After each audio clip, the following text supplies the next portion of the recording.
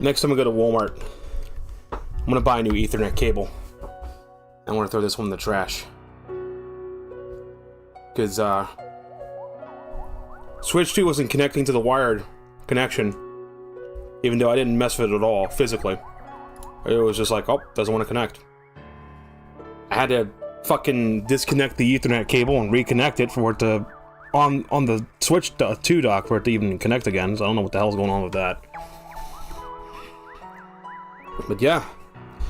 We'll just go ahead and get the... Just have the music play. I think it'll cycle through music, right? We have this go. So, I want to talk a little bit about the Super Mario Galaxy movie, but I'll do that in a little bit. But there's this really interesting article that I found online. It's on a website called CNN.net. You know me, I like to eat a lot of McDonald's. So, this is a bit of a shock to me. Apparently, McDonald's is changing the name of their restaurant. Let me just go ahead and ping everyone. Let them know.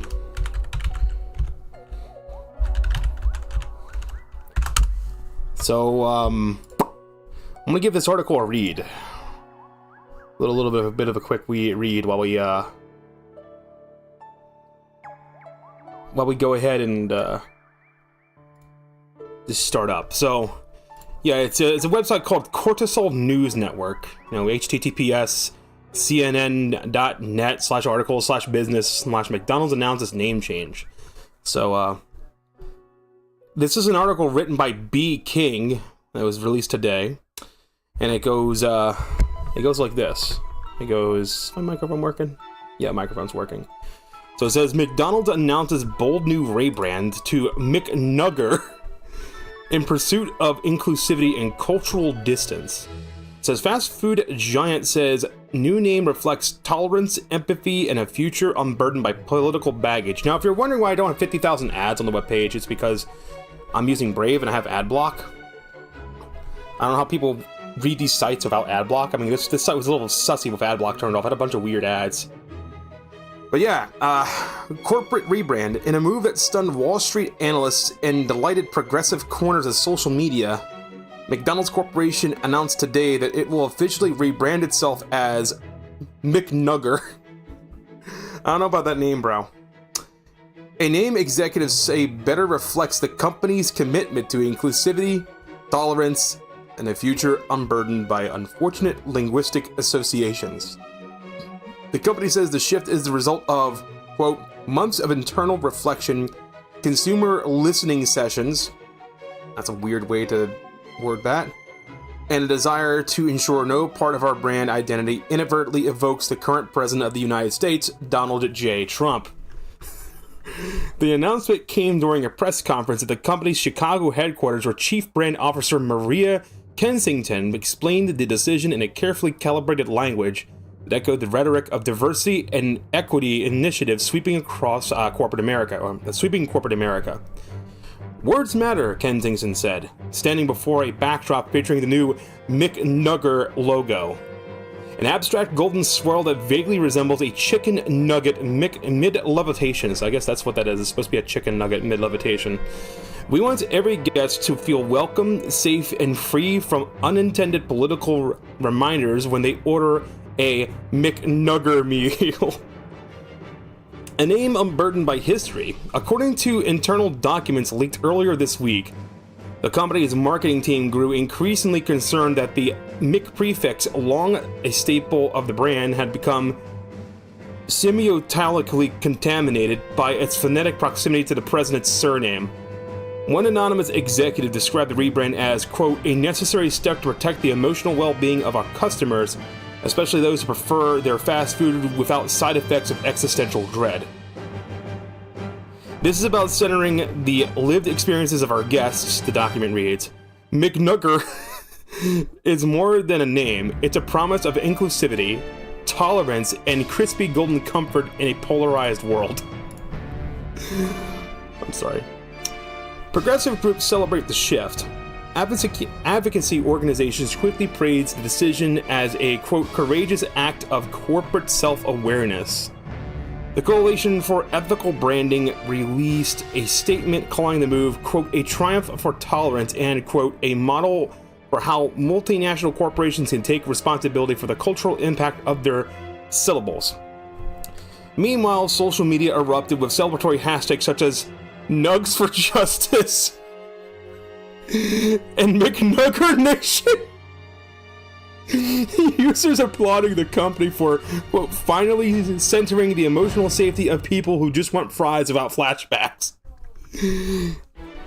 Quote, in an era where every word is loaded, McNugger feels like a soft landing. One viral post read, it's the comfort food of brand names. Round, silly, and blissfully detached from authoritarian vibes. Don't pay any mind to these weird slashes, by the way. It's just, I don't know, it's something weird with whatever font the site's using.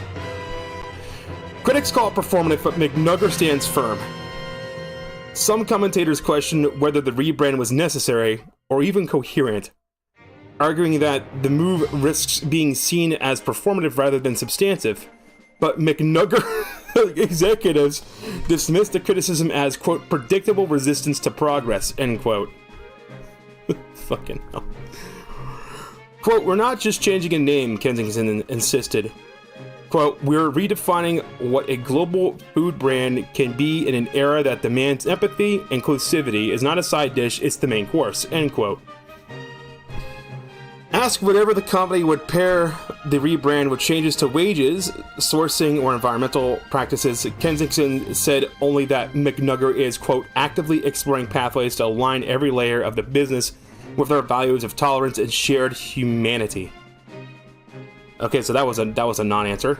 What's next for McNugger? McNugger.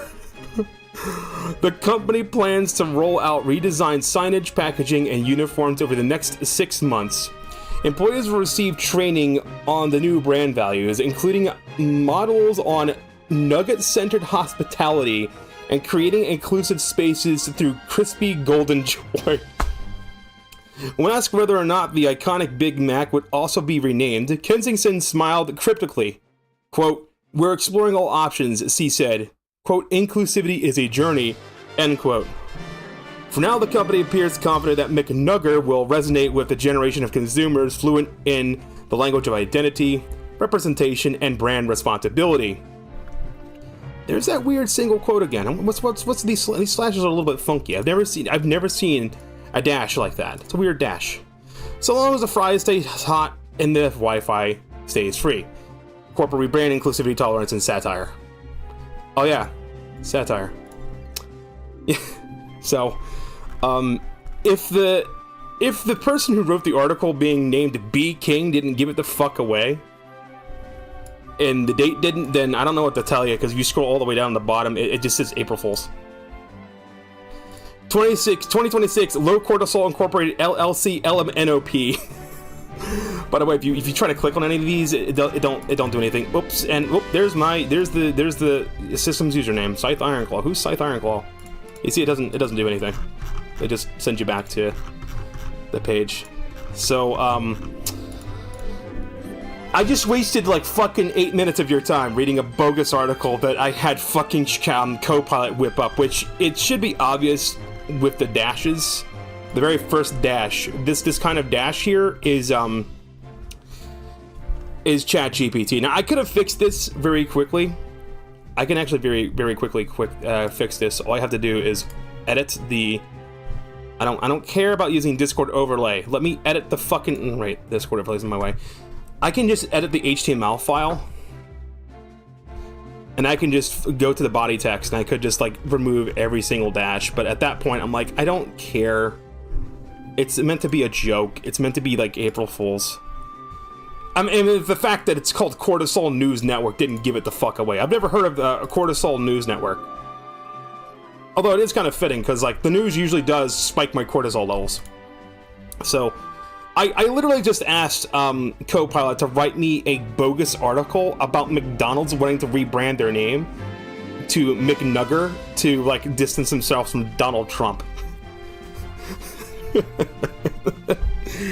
The only sad part is, like, I was actually looking up this afternoon, like, is there a way I could just, like, host this on Google Drive and just, like, spread a fake link around and be like, this is a joke?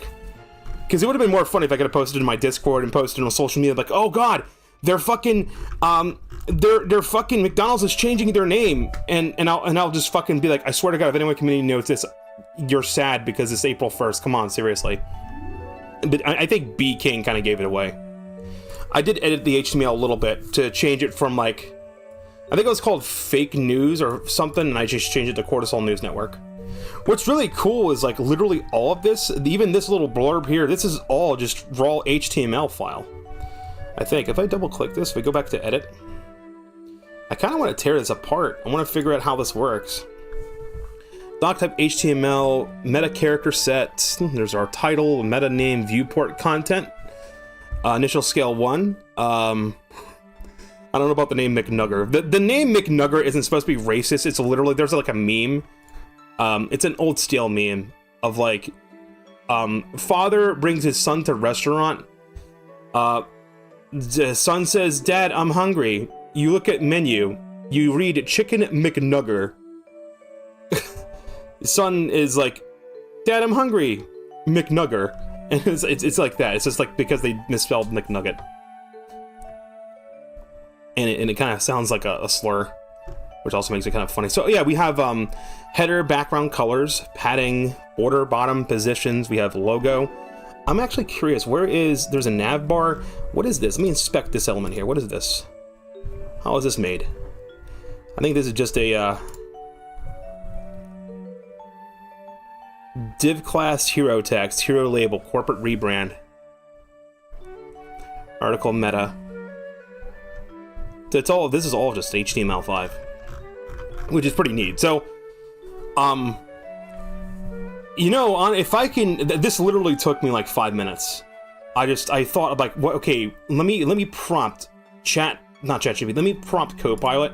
Of course, Copilot's like, oh, I can't do political commentary. I'm like, it's a joke, Copilot. It's literally just a bogus article. It's not real. And it actually worked. If I actually wanted to make this look convincing, I would probably just put in like CNN, and I'd put in their logo, and just like ask it how to do that. But I didn't care. This is actually impressive that it's able to do this. Because I think if I go into like the footer, there's href about. So if I wanted to, what I could do is I could go to about, and it's just got a pound sign on it. So if I went to like I could do this real quick. This might give me copyright problems though, so it'll be like a real quick joke. I'm gonna do like 8-bit version of it. 8-bit. Never give you up. All right, give me like an 8-bit or like Mega Man version of Rick Astley's Never Gonna Give You Up. Okay, so if I wanted to actually fucking make this convincing, if I went down to the about page where it has ahref and it has quotes in it, if I just replace the pound sign with like youtube.com/watch/whatever, and then we go back into, and then of course I gotta make sure I save the file. I'm literally messing with an HTML file on my computer, and I have to refresh the page, which it refreshes instantly. Now if I click on about, it's gonna send me to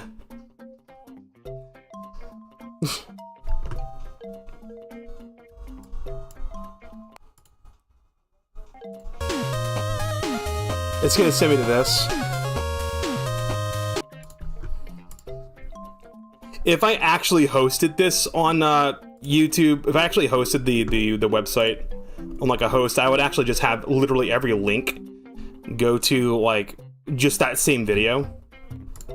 So I can kind of understand how it's thrown together. So it's actually pretty cool that you can actually use ChatGPT or Copilot to kind of give you just the basic bones of a website. Then you can just kind of tweak it and dick around with it. And I just literally have this open in Notepad. Like, I watch. I'm gonna change Cortisol News Network to Pingus. Where's the it's under header. So we scroll down. Control F, Cortisol. Logo span, Cortisol News Network. If I just double click Cortisol, nope, double click it, and type in Pingus instead. And then hit save. I'll double click this just to restore it. And we refresh it, it says Pingus. I fucked with shit like this as a kid in high school. Always mess with stuff like this. So, the fact that I can have ChatGPT write me an article on something, fucking, I don't know what the hell I'm doing. Why don't I just open up a website where, for example, we can go to, let me just hide this window, just in case. Let me go to Copilot. We go to Microsoft Copilot, right? And we could be like, write me a bogus article about a new classic style Star Fox video game being developed by Nintendo and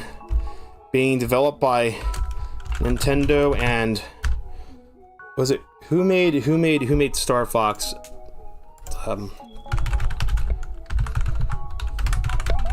Who made Star Fox Assault? Make it convincing. Namco. Nintendo and Namco. Be sure to include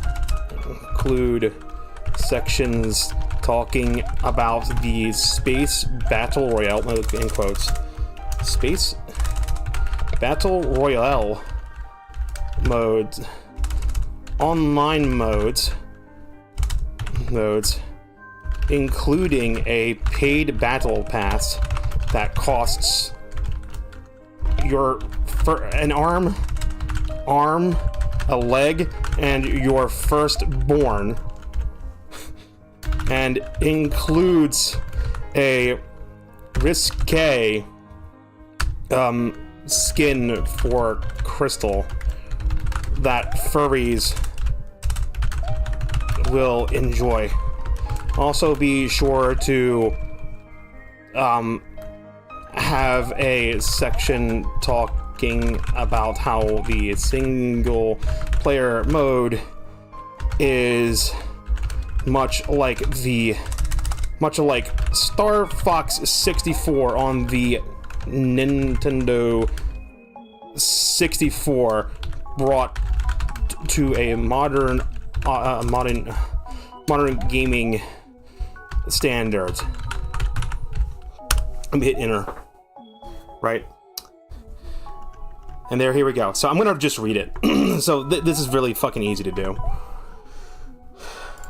And then you can just tell it to like fucking put it in HTML font if you want it to. So it says Nintendo and Namco announced Star Fox Revolt.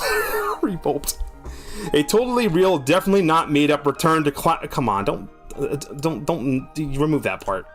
To classic space combat. In a surprise announcement that absolutely no one saw coming, and many still aren't convinced it actually happened, Nintendo and Namco have reportedly joined forces to develop Star Fox Revolt, a brand new entry in the long-dormant franchise. According to quote-unquote sources, who may or may not be a guy who once saw Fox at a GameStop, the game promises to return to the classic on-rail space combat fans adored on the Nintendo 64, but with modern twists that only two gaming giants could deliver. A single-player campaign straight out of 1997, but shinier. Developers claim the single-player mode is Star Fox 64 reborn for the modern age, complete with branching paths, cheesy one-liners, exploding space frogs. Poor Slippy. And that one lever where Slippy gets his health captured again because of course he does. The team reportedly rebuilt the classic formula with modern lighting, physics, and cinematic flair. Think Star Fox 64, but now your arming has 4K reflections and the explosions have enough particle effects to make your GPU sweat. One developer allegedly said, "We wanted to capture the magic of the original, but also made it look like something that could melt a small laptop. Admirable goals. Introducing Space Battle Royale because everything needs one now." Yeah, okay, now, rewrite this article. Be sure to include that, be sure to mention that it is a Switch 2 game and also include an article talking about a revolutionary game mode using the Switch 2's mouse controls. There we go. Alright, here we go. Here's a better one. So, we can revise it. Nintendo Namco reveals Star Fox Revolt for Switch 2. And here's that fucking hyphen. You gotta look out for these hyphens. A totally real game that definitely exists. In a joint announcement that left fans stunned, confused, and mildly concerned, Nintendo and Namco have revealed Star Fox Revolt, a brand new entry in the beloved franchise, exclusively for the upcoming Nintendo Switch 2. The Switch 2 is already out. According to insiders, it may or may not be a group of raccoons behind a Best Buy. Okay. Rewrite the article, make it sound serious, make it sound like it's actually real, and remember that the Switch 2 is currently out. Because it's fucking up. Alright.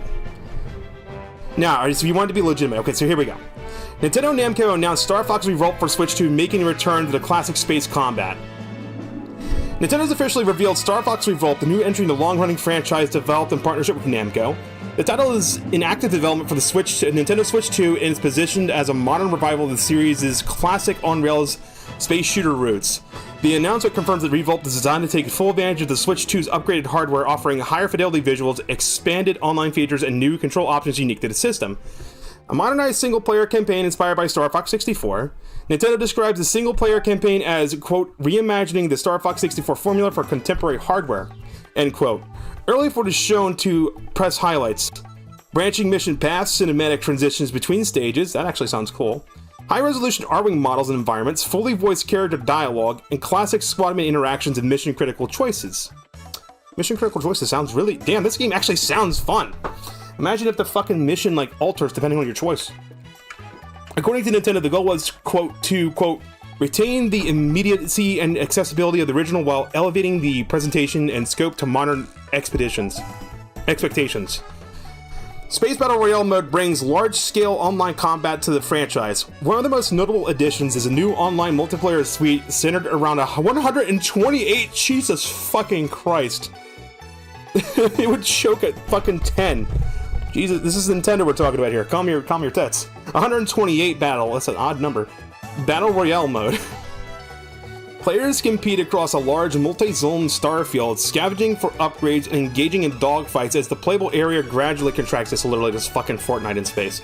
Multiple sub-nodes will be available at launch, including Last Fox Standing, standard elimination format, Wings of Mayhem, randomized Arwing loadouts, Squadron Strike, team-based survival. Namco, which previously collaborated with Nintendo and Star Fox Assault, see, that's why I said Namco, because they worked on Star Fox Assault, is leading development on the online component. Battle Pass and cosmetic content. Nintendo also confirmed that Revolt will feature a seasonal Battle Pass system for its online modes. The company jokingly described the premium tiers costing an arm, a leg, and your firstborn. The pricing details have not been finalized. The pass will include Arwing and pilot skins, emotes and victory animations, alternate voice lines, a more provocative crystal cosmetic Nintendo acknowledged will likely appeal to a certain subset of the fan base.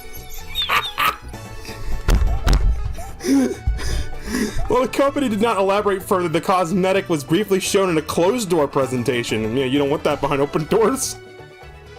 A new control innovation, Switch 2 Precision Pointer Mode, because we gotta have a fucking gimmick, right? One of the most surprising features is a new gameplay mode built around the Switch 2's optional mouse-style precision pointer accessory, which attaches magnetically to the system's dock or can be used wirelessly. That's not right. The mode is called Pointer Pursuit, allows players to point their Arwings using a hybrid mouse and motion control scheme. Nintendo claims the system enables the most accurate aiming... rewrite the precision pointer mode to mention using the Nintendo Switch to switch to Joy-Con 2's mouse mode. This is not a separate accessory. And I'll just skim down. Because you fucked up. So here we are. A new control innovation, Joy-Con 2 precision pointer mouse mode. There we are. So here we go. Nintendo confirmed that Star Fox Revolt will introduce a new control option built around the Switch 2's upgraded Joy-Con 2 mouse mode, a feature that has been quietly gaining traction among developers since the system's launch. Instead of relying on a separate accessory, the Joy-Con 2 controllers themselves can switch into a hybrid mouse-style input mode using their enhanced optical tracking sensors. The new control scheme integrated into a dedicated mode called Pointer Pursuit allows players to steer and aim the R-Wing with a level of precision not previously possible in the series.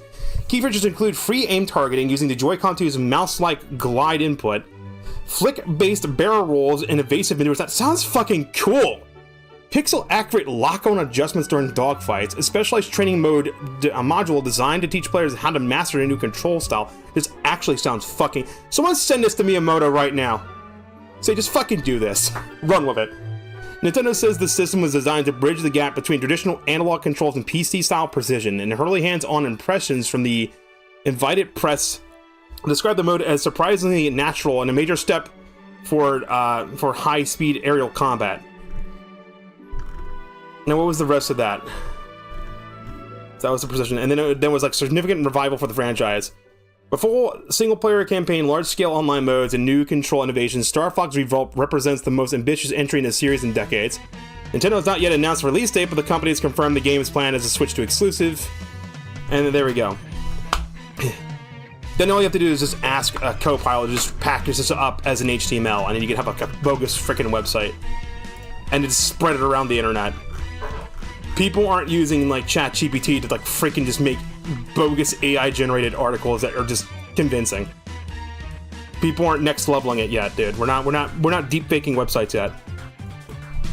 Because I mean, come on, that would be freaking funny. Imagine if we just...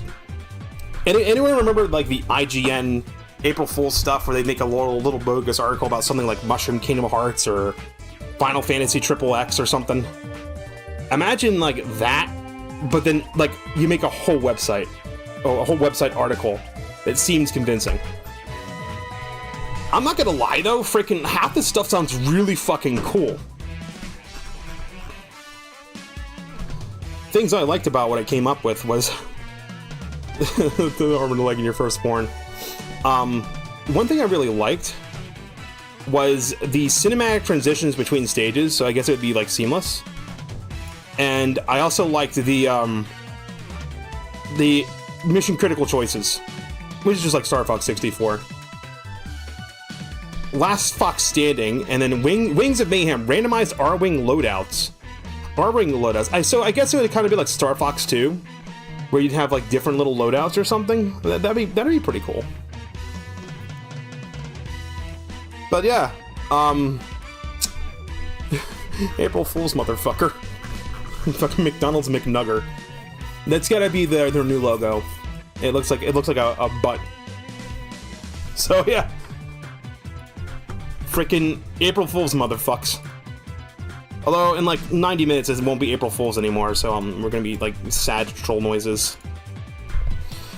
So I did go see the Super Mario Galaxy movie today.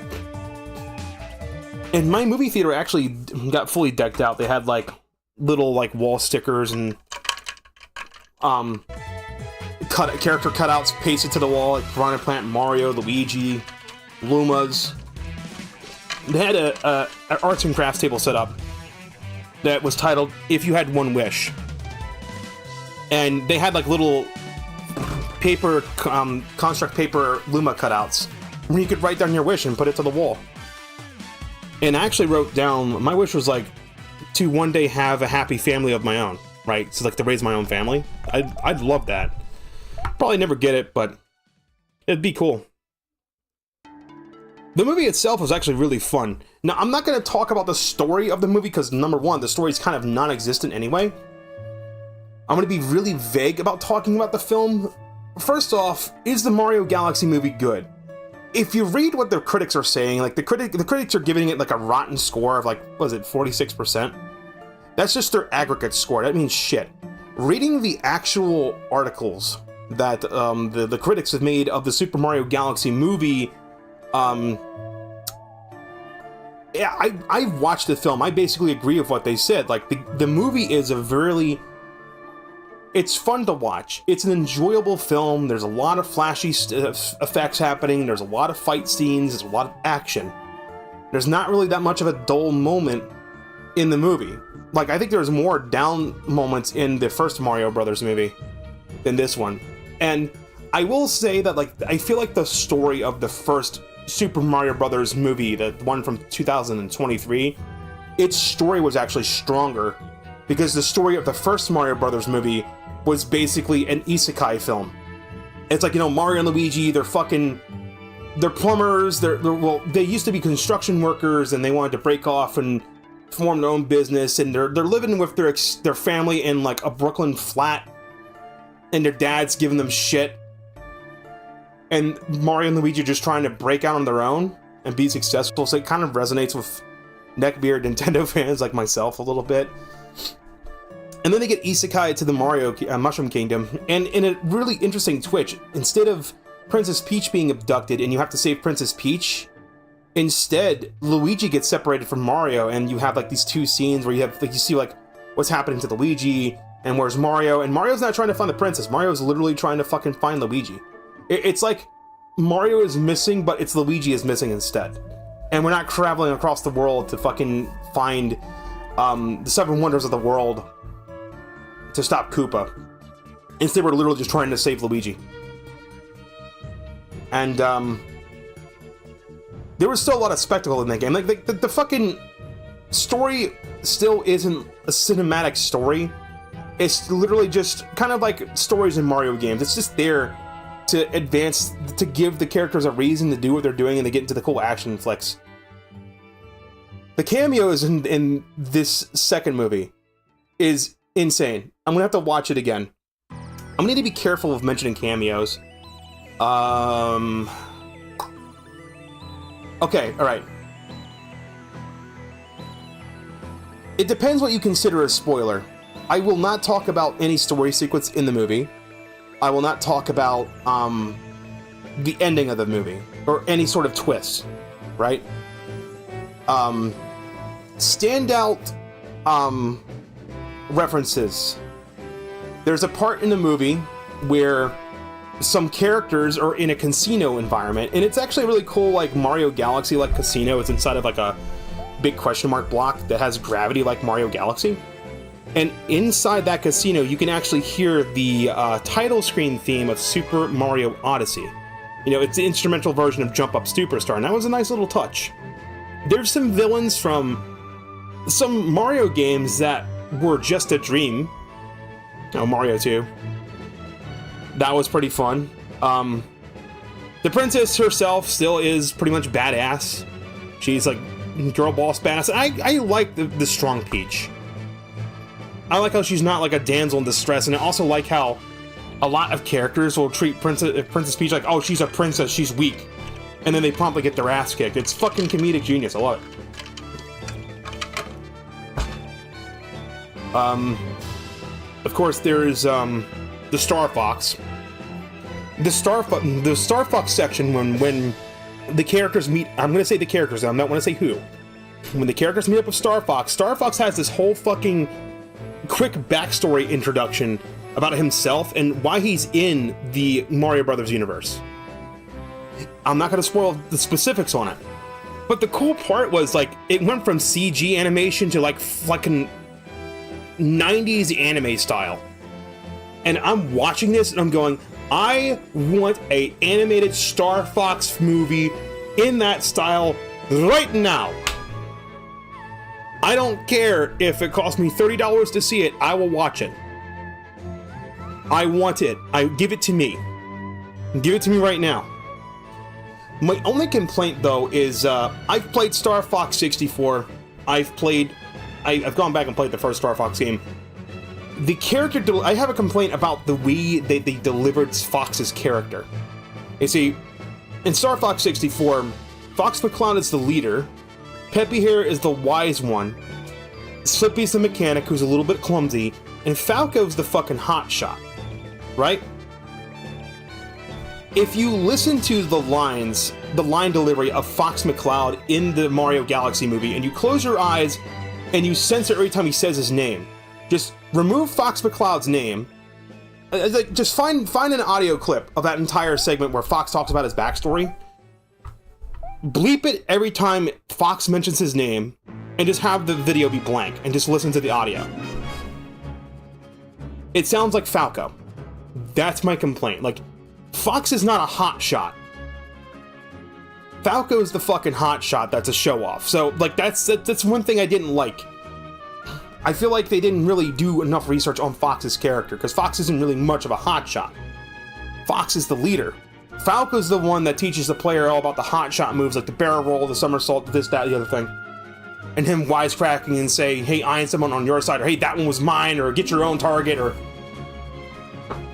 kind of like a rival. I mean, Fox would be a little bit cocky, but he doesn't really come across as super cocky. He's the leader of Star Fox. He's supposed to have the leader role, right? So, I really liked the whole cameo, but I didn't like how the character was delivered. I feel like they kind of... It didn't look like Fox. It looked like Falco in a fox suit, in terms of the way the character was written. But there's a really cool fucking R-Wing segment in the film. And they actually use the Super Smash Bros. Corneria theme. No, like the Corneria from Super Nintendo, the Smash Bros. Rendition of it, during that segment. It is so fucking awesome. I absolutely love it. The entire segment actually reminds me of that one mission in Star Fox 64 where you have to take out the landing bays, or the hatches on this fucking big-ass UFO. But instead of hatches, it's like the weapons on the UFO. And yeah, it's the same UFO from Mario Galaxy, by the way. The game, there's a lot of references that directly smack in your face it's Mario Galaxy. There's one other part of the film. It's like about halfway through. This is before the characters meet Star Fox. In Super Mario 64, there's a monkey character called Ukiki. It's literally the name monkey. It's literally the sound monkeys make. Ukiki. And you know how Ukiki is. It's cute, it's adorable, and then you pick it up and you give it, like, you try to hug it or whatnot, and then it steals your shit. Right? That happens to one of the characters. And then the characters chase Ukiki up to, like, a brick wall. Ukiki goes right through the brick wall. And the brick wall are blue brick blocks, like from the underground level of Mario 1. And it took me a minute. I mean, there's a sign that says 1-2. So that's kind of the big fucking hint of what this is supposed to be a reference of. I feel like a lot of the references in the movie are just in your face. They're not like Easter eggs that are hidden that you'd see. Although there's probably a bunch of them I missed. I'll have to wait for the movie to come out on Peacock to give it another watch to be like, oh, I missed that. Oh, I missed that. Oh, I missed that. But Ukiki goes to this brick wall, and then the characters, I'm not mentioning the characters, I'm just, because I don't want to spoil too much of the movie. The characters, like, kind of poke at the wall and go, like, what the hell happened? And they find out the wall's like a hologram, and then they go through it, and they wind up in, like, a fucking, something that looks straight out of Cyberpunk. It's a Cyberpunk fucking top secret underground Cyberpunk city, and they're inside of a bar called Minus World. Now, the text doesn't say Minus World, but there is a minus, and then there's like a bunch of text that's just written in gibberish. But you can piece it together that it's meant to be Minus World because the digital sign shows like an underwater stage from Mario 1. So I'm like, oh, this is. I'm the whole time I'm shutting up. I'm doing a lot better with this Mario movie. The first one I was literally blurting out, oh, that's that. Ooh, that's that. Ooh, that's that. But I'm just, every time a reference comes up and I recognize it, I just nod my head and go, oh, that's that. Oh, yeah. Oh, I remember that. Haha. Or, ooh, or that's all I would do. As to not annoy the person next to me. So that was fun. There's one character that appears in the film that kind of sets up what the next film's going to be. I'm not going to go any more into detail about that. I really loved Yoshi, though. I fucking loved Yoshi. who was it, Donald Glover voiced Yoshi. He did a really good job for Yoshi. There's a whole segment, though, where, like, this is all the way at the beginning of the film, where the characters first encounter Yoshi, and they just ask him, like, you know, how did Yoshi wind up where Yoshi is? And Yoshi goes through, like, a flashback where he's going to Brooklyn. And the whole time, he's just, like, swagger Yoshi. He's got, like, a fucking backwards baseball cap. He's got fucking sunglasses on. And for the entire segment, they're fucking playing Still DRE from Dr. Dre. Just the instrumental version of Still DRE. I'm like, I was not expecting Still DRE. Out of all the songs I could have picked, this is Still DRE. A little bit weird to have, like, a Dr. Dre backing track be used for a Brooklyn setting, because isn't Dr. Dre, like, West Coast? Isn't that, like, that thing?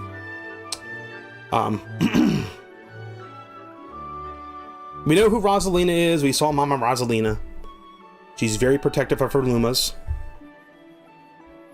And there's I'll start getting into story if I go any further. There are a few cinematic moments in the film that do basically take pages out of Super Mario Galaxy. But what's really cool is they kind of did the Sonic the Hedgehog, the third Sonic the Hedgehog movie thing, where they kind of loosely based the story setting around Mario Galaxy and then really played with it. Because you've got Mario Galaxy, but then you also got parts of the movie that are just straight up from Super Mario Odyssey. So they're not shy to kind of move away from that. There's one joke that they did twice, and it was in a very quick succession, so it kind of wore out really quickly. Go watch the Angry Video Game Nerds video on Rob the Robot, or, you know, NES's Rob. The Rob the Robot from, it's called Gyromite, I think is the name of the game. His arms move really fucking slow. So these characters are looking for the, how to get to the landing day, to find a ship to go to a place that is story related. And then the Rob the Robot starts to turn really slowly to the signboard behind it, and it goes, and it's just dragging on for like 20 seconds. The first time it happened, it was funny. Another character like pipes up and says something, and then it snaps the Rob the Robot to face them again, and then asks the same question again. And then the robot goes again, and I'm like, okay, all right, I get it. The robot's slow, haha, funny. Next scene, please. And then two other characters that are basically trying to go to the same place talk to the same robot, and they do the same thing. This segment is like maybe 5 seconds, but the fact they repeat the same joke 3 times, like, okay, the first time it was funny, the second time it started to get grating, the third time you really should have just cut that. Come on, man, have a different joke. Have a different damn joke, other than old robot slow hee hee ha ha. But here's your reference, though. The Rob the Robot in that scene is not the international Rob the Robot. It's actually the Famicom version. Or maybe it's designed as like a mixture of both, because it kind of looked like Famicom, but kind of didn't look like Famicom. There is one other character cameo that appears in a fighting sequence in the movie. That's Mr. Game & Watch. There's your one and only spoiler, Mr. Game & Watch. So keep an eye out for Mr. Game & Watch. You'll see him. He'll pop up. So they're basically like blue balling us on the idea of a Super Smash Bros. Movie. They're not gonna have one. We gotta go through the Zelda movie first. We gotta introduce all the characters. And of course there's a Pikmin cameo somewhere too, because they're Pikmin, come on. There's probably Pikmin all over the movie and you didn't notice it. Overall, if you like the Super Mario Brothers movie from 2013, you're gonna love this film. Would I go out to the movie theater and see it? If you're a Nintendo fan, yeah. I'd catch a matinee time though. Like, I would actually wait like 1 or 2 weeks. Don't watch it this week. Don't watch it next week because it's Easter. Wait till like 2 weeks from now and try to catch a matinee time. Because I went there at like 2 p.m. That was the earliest show time. The popcorn is fucking stale because they pulled the shit out from last night, which kind of sucks. The popcorn I got on the way out was pretty good though. But I saw like 2 families go in with kids. I'm like, oh god, fucking damn it. Fortunately, the parents, you know, golf clap. Parents did a good job keeping the fucking little shit goblins shut the fuck up so they don't ruin the film. And that wasn't the only neckbeard there. The guy in the seat 2 seats away from me was also sitting there by himself. And of course, us nerds are antisocial, so like I was trying to chat up the guy. I'm like, oh, that was a good movie, huh? And he wasn't interested. I'm like, people here fucking suck, bro. I see someone that's like around my age group. He came here by himself. I want to talk shit about Mario. Well, not shit. I want to shoot the shit about Mario. I want to talk about it. Say what we thought about it. What do you think the next movie's gonna be? Right? Not interested. That's why I'm on Discord. Because everyone IRL sucks. Now, the only other film I got to look forward to is next year. We got... Don't we have the Zelda movie coming out next year? When, okay, what's coming out next year? Let me see. When is the Legend of Zelda movie coming out? Then they give us a release date? Oh, yeah. Okay, so May 7th, 2027. That's when they're... It's a live-action Legend of Zelda movie, so I'm about live-action Zelda, but I think it's being directed by... Who is directing it? Who is directing the live-action Zelda movie that's coming out in 2027? It says Wes Ball, okay. Who is Wes Ball?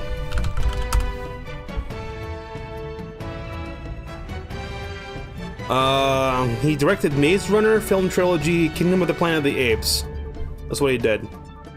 I've never heard of Maze Runner. That's what he did. I was about to say they're having the same people that worked on, who worked on Game of Thrones. Wes Ball in there, Peter Dinklage, George R.R. Martin, David Bernoff, and D.B. Wise. Different person. They're in person. Okay. So we got the live-action Zelda movie coming out, and this one's... The live-action Zelda movie is probably not going to do very well, because the Mario movie is really easy to adapt. It's Mario, it's whimsical, you can make it animated and goofy. It's going to appeal to a large audience. The Zelda movie, on the other hand, is live-action. And one of the characters is not going to fucking talk, because if Link fucking talks, the entire movie... the movie's over. It sucks. So... I'm a little concerned about that. We also have, when is the Minecraft 2 movie coming out? Isn't that also, yeah, July. Oh, same year. I better buckle my fuckle. And then when is the Sonic the Hedgehog 4 movie coming out? March. The same fucking year. Damn, I think 2027 is about to be 2017. Dude, we got the Sonic the Hedgehog 4 movie, we got in March, we got the Legend of Zelda movie in May, and we got the Minecraft 2 movie in July. And then, of course, we got Pokemon Winds and Waves coming out toward the beginning or end of that year. All we need now is a new 3D Mario game, and according to Nate the Hate, there's going to be Mario Kart World DLC too, so... This year's going to be the slow year. Next year's going to be the year you want to have some expendable income for. So let's hope there isn't a World War III so we get to... If we don't blow ourselves up in World War III, we'll have a Minecraft movie, a new Sonic movie, and a Legend of Zelda movie. As far as the 3 films, I want to see Sonic 4. It's going to have something to do with the Time Stones and Little Planet. And Amy Rose. I'm a little bit interested in seeing the Minecraft 2 movie, because it has Jack Black in it. It's kind of strange, like the last video game related movie I watched was the Minecraft movie, which also featured Jack Black. And Jack Black also voices Bowser in the Mario Galaxy movie, even though his role was not as large. He was still there. He was there for a bit. The Zelda movie is the one I'm anticipating the most, and it's also the one I'm most worried about. My real question is how many copies of Super Mario Galaxy on the Switch are there?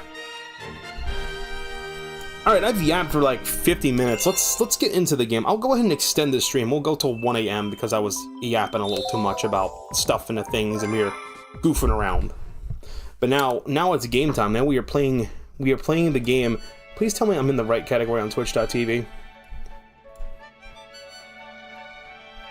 Level 100 Mew is OP, apparently. There's a level 100 Mew I forgot to change my going live thing.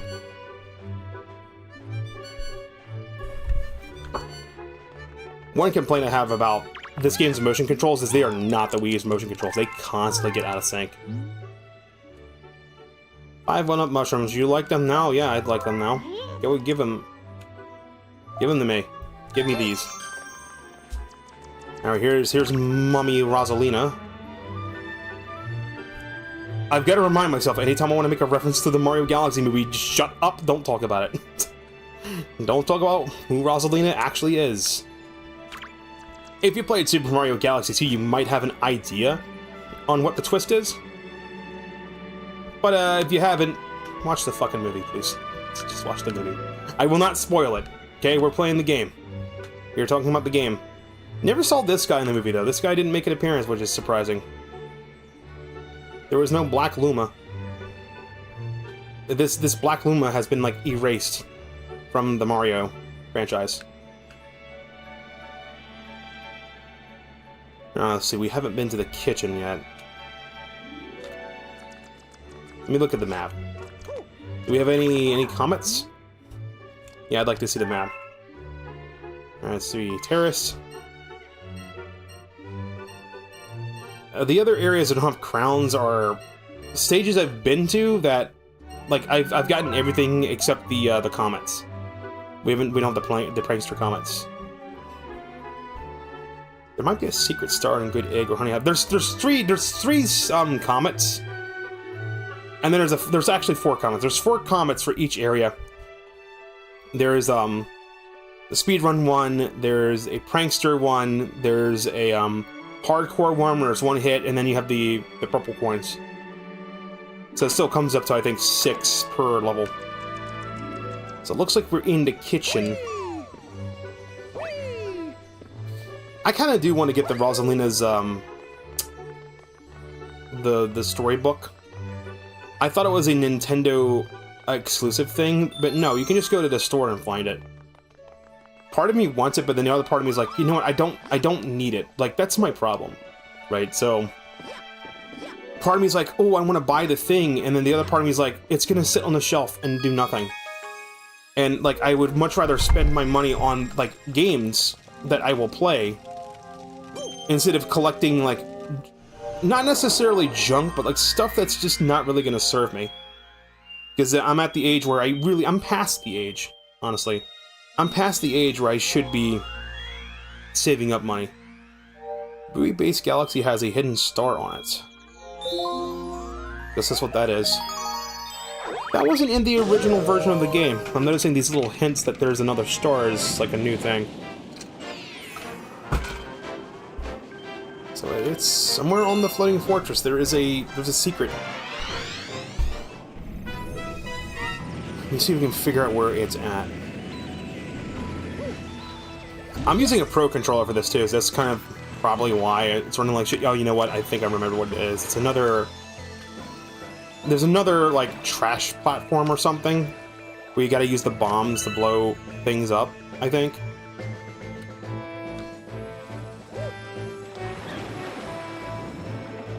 Oh god, how do I swimming controls again?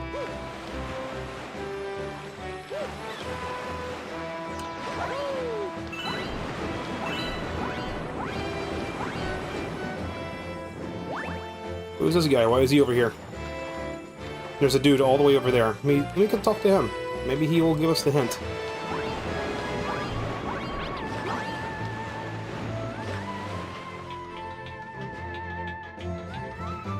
What's this blue fella doing over here? Hey, bud. What's up?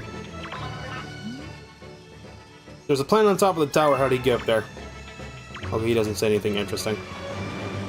I thought maybe he would give me a hint on where the secret would possibly be. It's the warp pipe.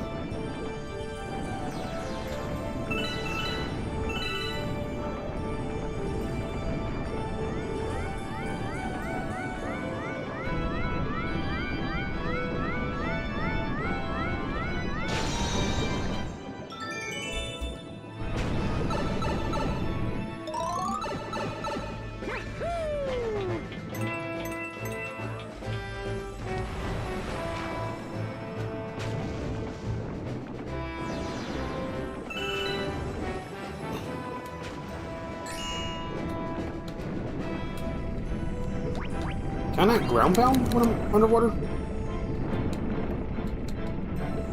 Oh, okay, it's just solid water.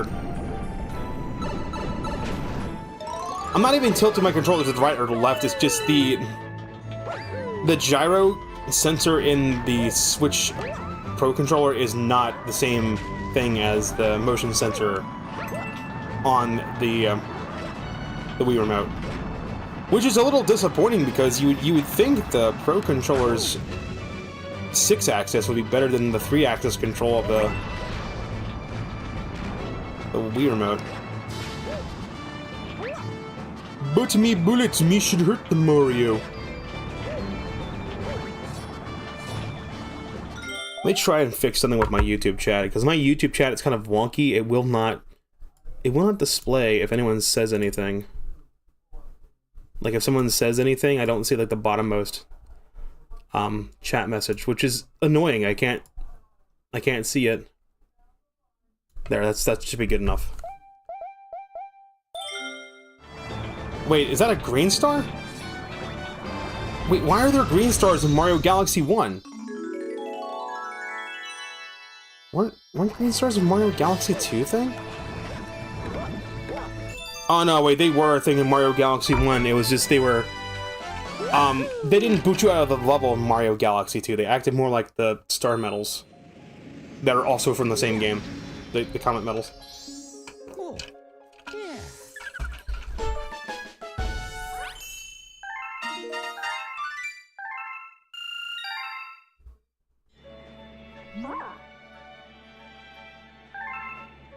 What's special about them? Ask the green Lumas, they will transform into green power stars someday. Oh, okay, so they open up the bonus level. That's right, they go into like the harder galaxies, the little challenge galaxies you can go to. Give me a break if I'm wrong about anything factual of the Mario Galaxy game. The game came out in 2007, man. I was fucking 16 years old, going on 17 years old when the game came out. It was 2007, right? Super Mario Galaxy 1 release date on Wii. It's 2007, right? Yeah, 2007. Late 2007. Yep. I still have the coin, too. I have the little collector's coin for Mario Galaxy. It's an actual metal coin. And I did also have the voicemail from Charles Martinet. You can find video recordings of the voicemail from Charles Martinet on the fucking on YouTube. And what he says is basically exactly the same. He just changes what the name of the retailer is. And this is before we had websites like Cameo. And I'm sure even if Charles Martinet is on Cameo, he's probably in a contract to not allow him to do any cameos in the Mario voice. You know, there's one thing I have on my bucket list, chat. I want to go to Nintendo World. I want to go to the Nintendo Land,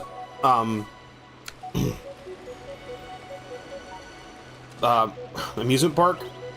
But I also want to go to, like, the Nintendo World, store that's in New York.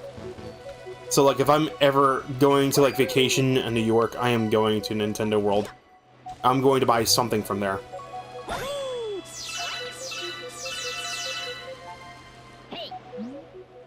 Hey! Phil Board's gotta tell us.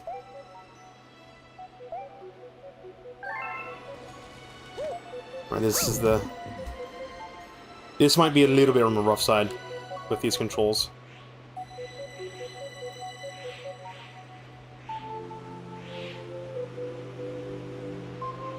That's where we gotta collect the star pieces.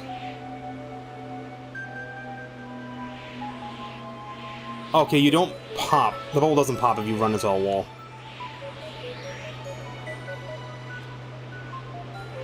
You only pop if you hit the things. Can you launch? Nope. Dong! I was trying to see if I could launch a starbit at the landmine.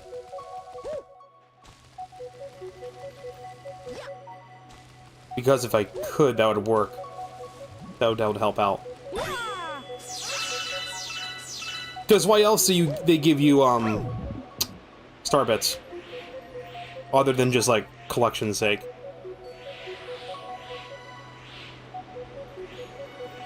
Is it? No, it's ZR is what I use to fire a star bit. I should be able to fire a star bit.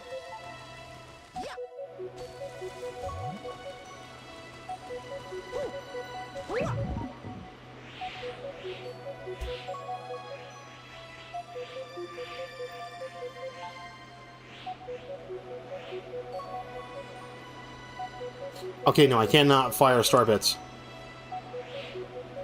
But I do push a ZL to get out of the bubble. And there's our first one. There's our coin. Big question mark coin.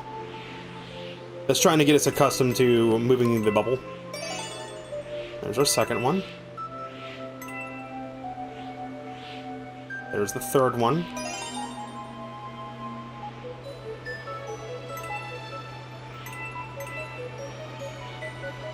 When I played this on Wii, I definitely didn't have to recenter my Wii remote. I feel like the Wii remote tracking was a lot better. So it's going to be really rough when I go play Mario Galaxy 2. Maybe I should consider disconnecting one of the Joy-Cons. And using the Joy-Con as a pointer.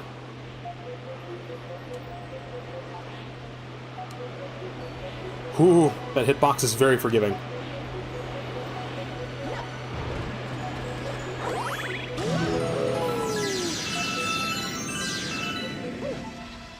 There's our checkpoint. We're nearly there. Yes, don't choke. I've been through this whole game. I know this game. I know how to do. I actually do think there is a I think there's a speedrun comment for this one. I don't know why I falsely remember that if you touch a wall, it causes the bubble to pop. It doesn't. You just get bumped around. Maybe it did, and they changed it for the Switch version, because it might have been too brutal with the controls for the Switch.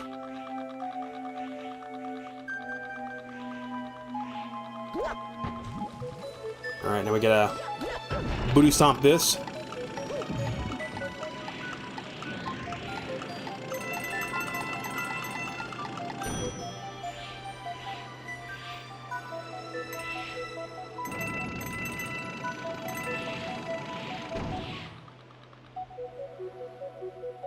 Now where do I go? Go up? No, that just leads me back over there. Now we gotta go. This is really rough on Pro Controller. I'm not going for that one up. I am not going for that. I'm leaving that be. Not in a rush. You don't have any... There's no time limit. Just take your time. Now, of course, there will be a time limit later. There's our star.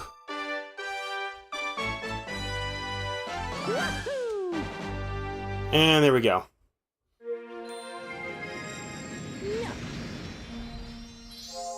Oh, yeah.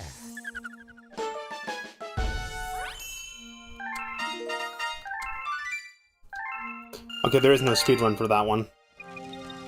That was a one-and-done galaxy.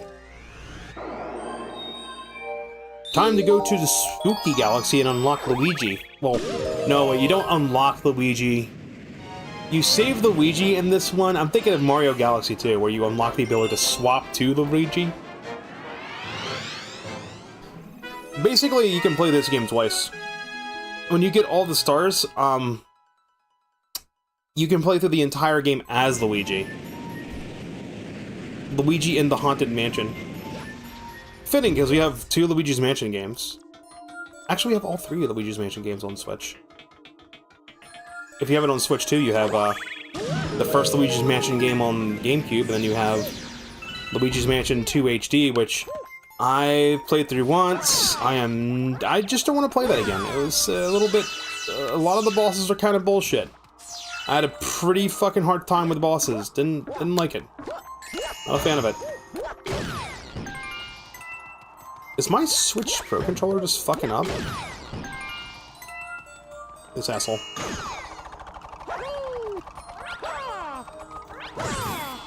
Goodbye.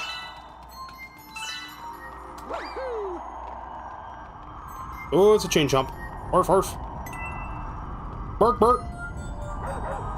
Bark, bark.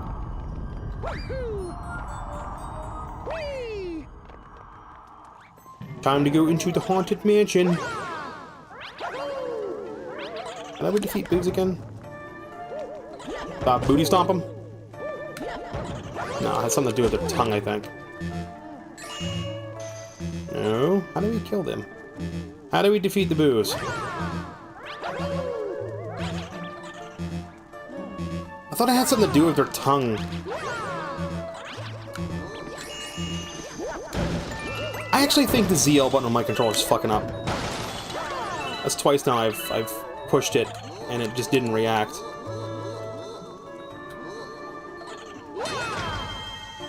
Oh, okay, the light. Gotta get him into the light.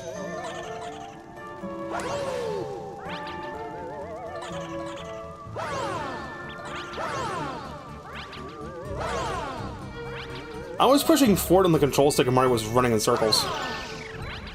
I actually think there's something screwing going on with my fucking controller.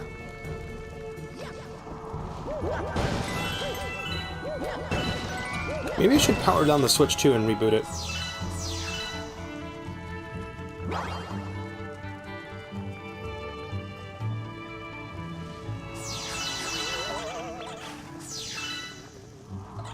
Come on, big guy, you want this booty?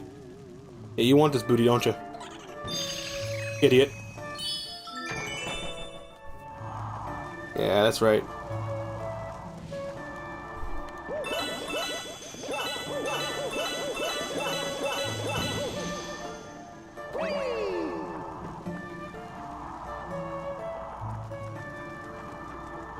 Alright, this room. Oh, we're getting star pieces again. Ooh, and we gotta watch it, there's black holes too. These Goombas with the pumpkins on their head actually first appeared in Super Mario Land 2, the 6 golden coins. It was a Goomba variant.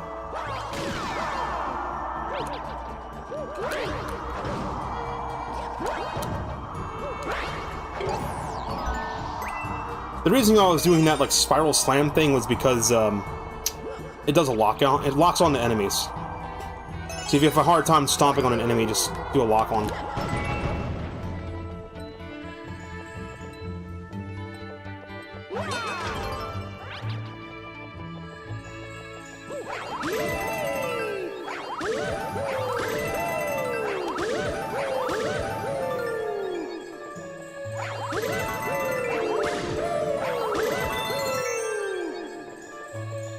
Secret.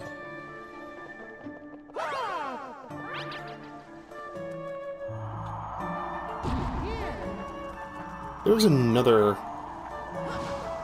Oh, was that the only one? I thought I saw 2 floors I could jump through. No, it was just the one. It's over a black hole. Better be careful. Oh, no, wait, no, the black hole disappeared.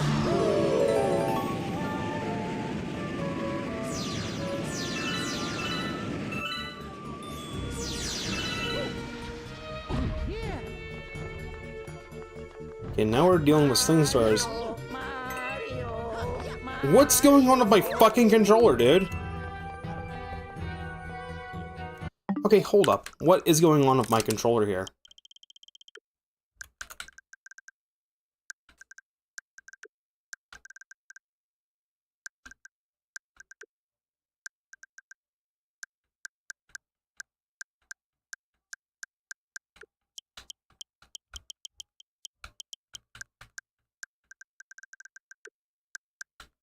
Let me check something.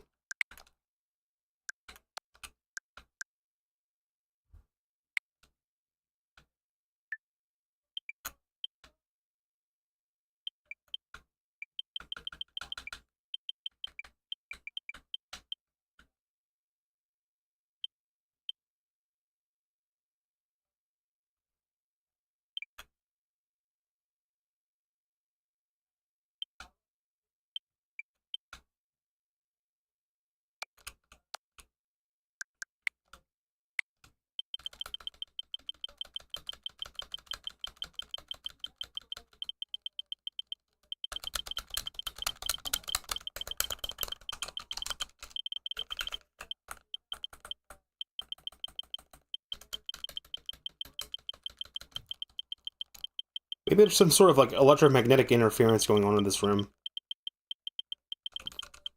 That's causing my controller inputs to just get dropped. Or it might be something funky with the way the Switch 2 does compatibility mode in Switch 1. I don't know, something weird is just going on with my controllers. Uh-oh. Oh, okay, so there's no black hole or anything there, I just fall to my doom. Because that makes sense. Game? Hello? That was a really long loading screen.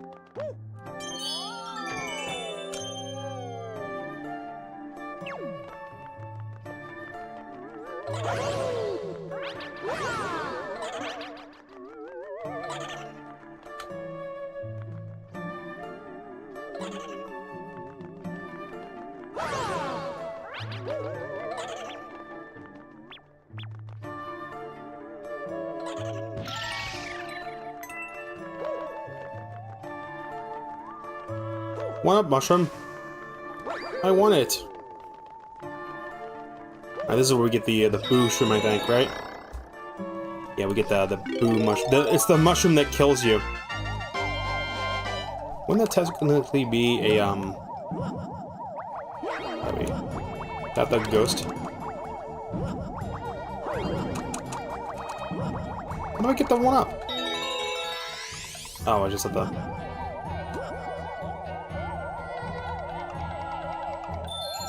Oh, we get the extra life back, that's nice. Is that door closed? Can I just go around this way and just fly around? I think the door will be closed. Oh, the boos want to get me. Huh? Oh. Did the boo touch me and delete my power up, or is it just me? I think, no, wait.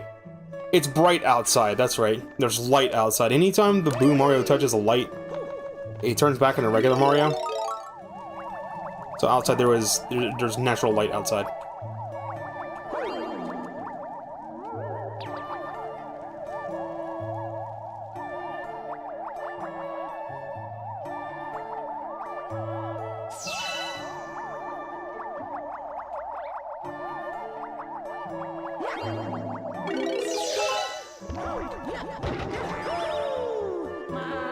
Hey Luigi, what's up, buddy?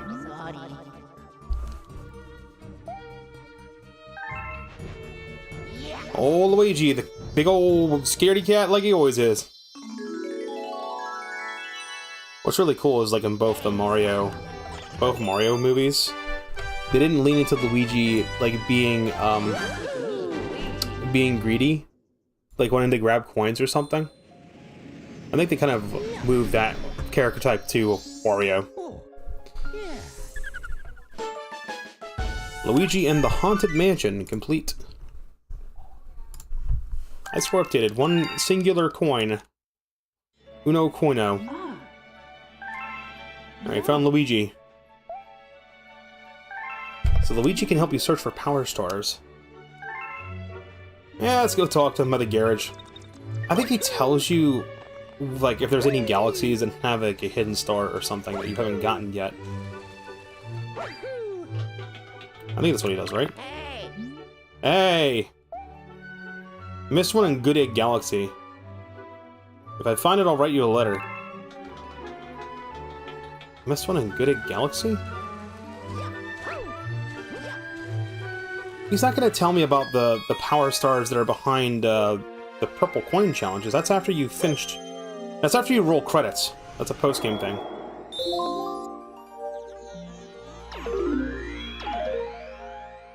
Yeah, it's got to be, maybe it's one of the prankster comments. Or maybe Luigi actually does help you find stars, which, when you play as Luigi, you save Luigi. There's no Mario. There's just two Luigis, which is kind of funny.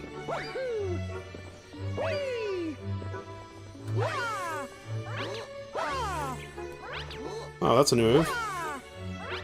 Mario can, like, crouch and then do the spin. He does, like, a kick. I was trying to do a roll. What do you gotta say? I got a secret, but I'm not telling.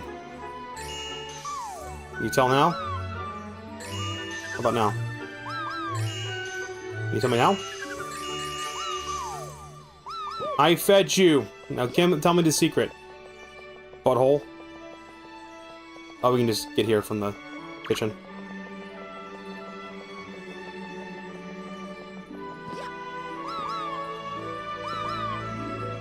This is the bedroom. It is the bedroom.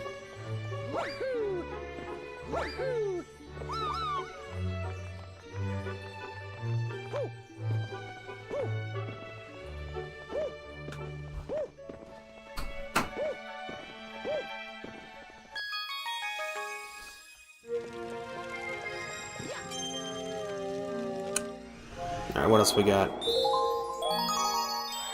2 more stars in Ghostly Galaxy. Then we can move on to the Bowser fight. I think it's another Bowser Jr. fight. A very spooky sprint. Ah, we have to race a ghost, I think. I think you do this twice. You do it once as Mario, and you do it another time as... Boo Mario? Yes. Because why else are there grab stars there?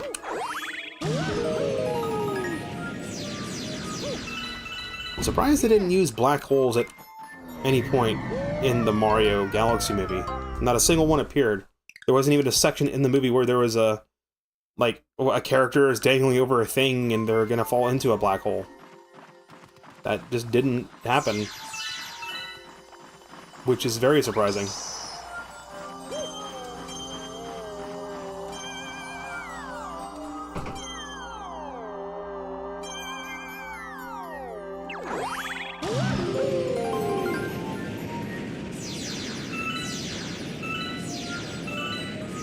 Bro, I need to load up Animal Crossing. I haven't played Animal Crossing in a hot minute. Hey, bud.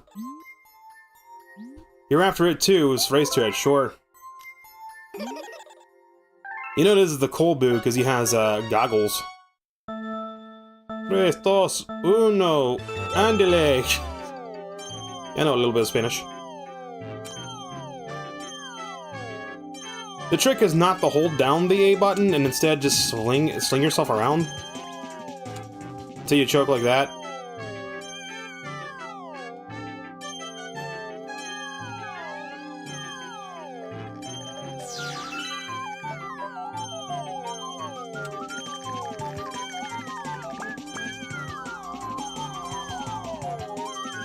Watch it completely dominate this guy.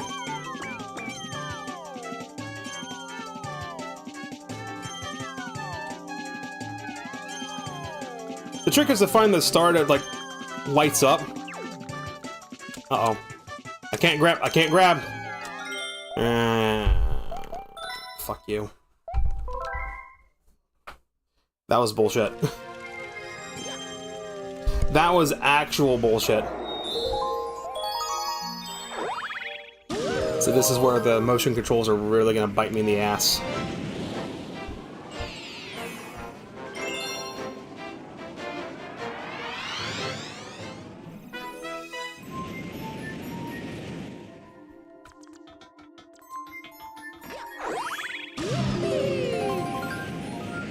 That is another detail about this game, is every time you go through a Sling Star for the first time, it doesn't matter if you've cleared the mission or not. Every time you go through a Sling Star, it leaves, like, a trail of space dust behind.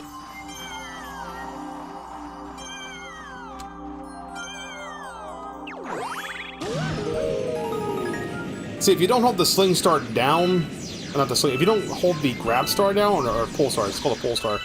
If you don't hold it down, you let it pull you and release it when it's about to get you toward the center, it'll actually fling you. That's the trick. That's what you gotta do.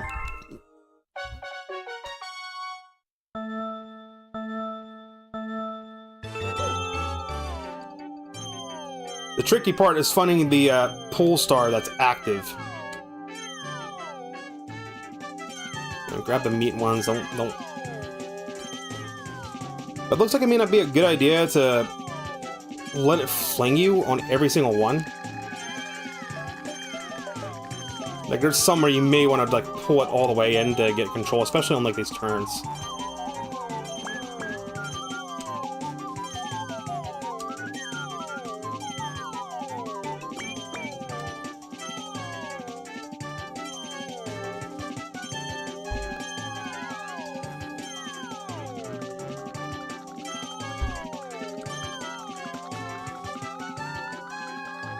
Oh my god, come on.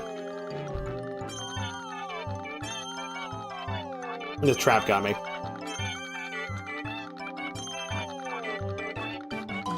Oh my god. Dude, seriously. The final turn fucked me. Alright, I gotta go wide on that. If I go tight on it, I'm gonna just hit the trap. And it's not gonna work out. Because I've tried that twice now. And both times I got caught on that trap.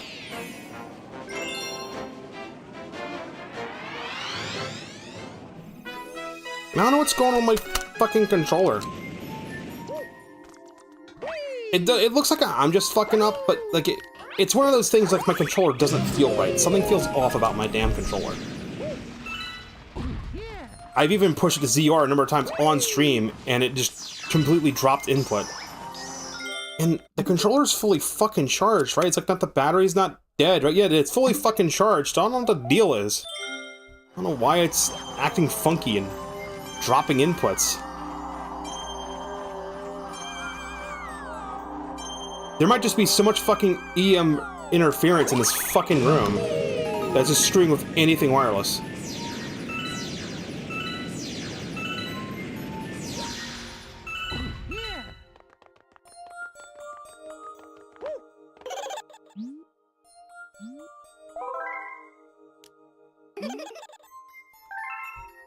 Let's try this again.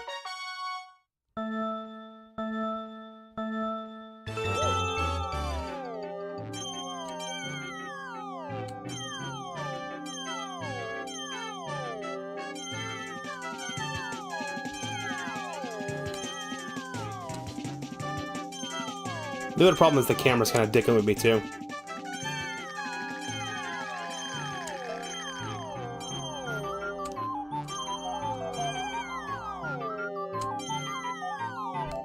So I did try out the Minecraft April Fool's thing. It's really interesting. You just summon like block entities and you command block entities to move around and do stuff. It's probably possible to finish the whole game too. It's just really tricky. The only annoying part is like zombies can fucking break your shit. So there'll be like a lot of instances where okay. That's fucking horse shit, dude. I have to quit. Again.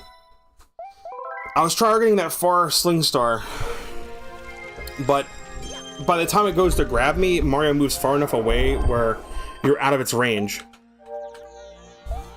And my motion controls aren't fucking working. Dude, this controller isn't even old.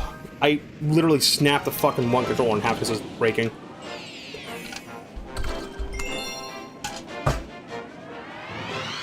Now the fucking motion control's gonna break on this. Dude, if this official Nintendo Switch Pro controller ever flakes out on me, I will not buy another first-party Pro controller ever. I will use the goddamn 8-bit Duo controller I have. And when that craps out, I'll buy fucking aftermarket ones. There used to be a time where, like, the official Nintendo products were of good build quality, and that's not the case anymore. And I'm not being rough with my damn controllers. Like, I used to be more destructive with my shit as a kid. Like, I have a Nintendo 64 controller where the control stick's all dicked up, and the fucking case on the controller's all cracked and broken. And that goddamn thing still works for the most part. The control stick might be a little funky, but doesn't, surprisingly, does not drift because of the technology that it uses.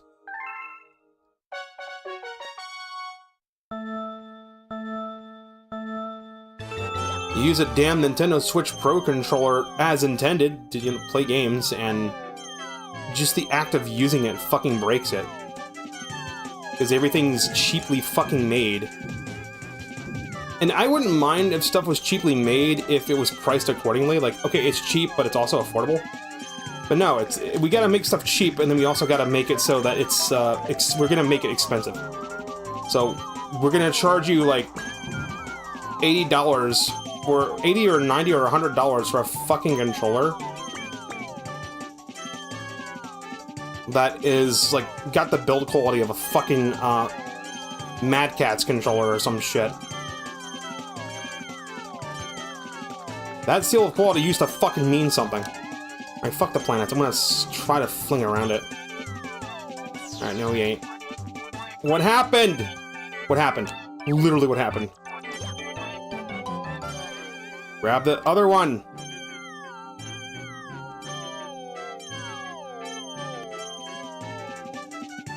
Oh my god, you're fucking kidding me, dude. You saw that my cursor was over the fucking pole star, right? And for some reason, it flung me out of bounds. And it just cost me the race again. I don't know, chat, and maybe I'll consider, like, disconnecting the Joy-Con 2 controller and use the pointer function of that. Maybe that will be better.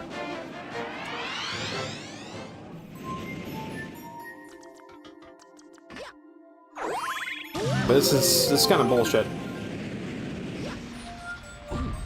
Didn't have this much problem playing this on the fucking Wii.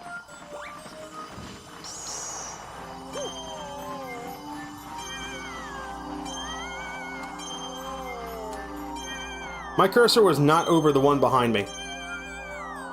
What is going on? Alright, if something funky like that happens again, I'm gonna pick a different mission so I don't get too fucking heated, because I don't need to get super mad at the video game. Come on. It's too late at night for that. I don't need to be doing that. Yeah, we'll race for it. Fucking third try. No bullshit. No fucking bullshit. Goddammit, game, I said no bullshit.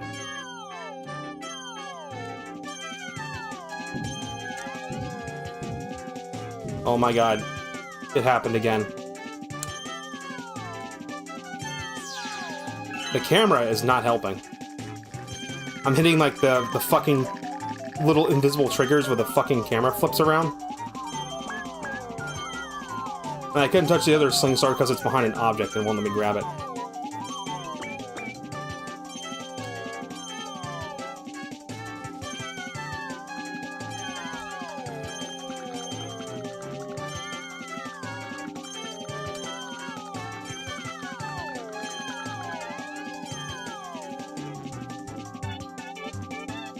Come on.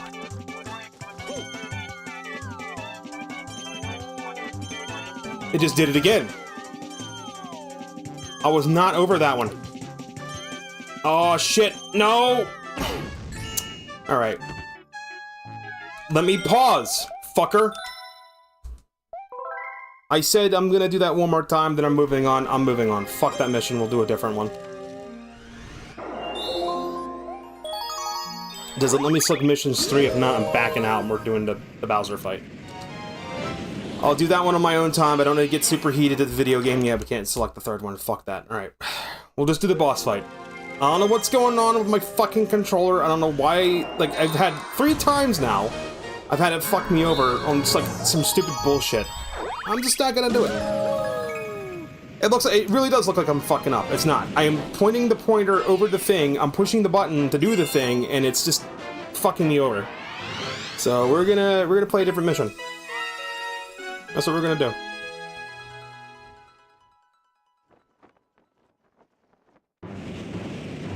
And I've plugged in my Switch Pro controller, the Switch 1 Pro controller, into the Switch 2, and I've ran the update controller firmware to see if maybe there was a controller update. Because the last Switch 2 update had a Joy-Con 2 update and a dock update. So I just wanted to make sure there wasn't anything funky going on with that.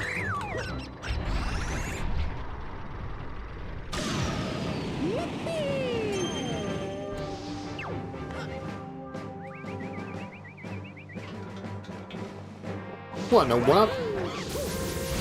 No, fuck yourself. Fuck yourself. Goodbye.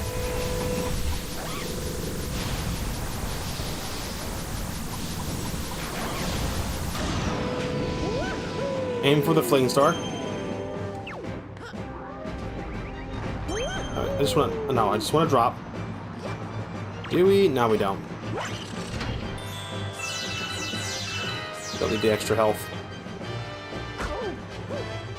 Don't need any extra health, I say, as I, like, get hit by a wiggler. Why are my nostrils being uncooperative tonight? They constantly want to snot up, dude. I hate it.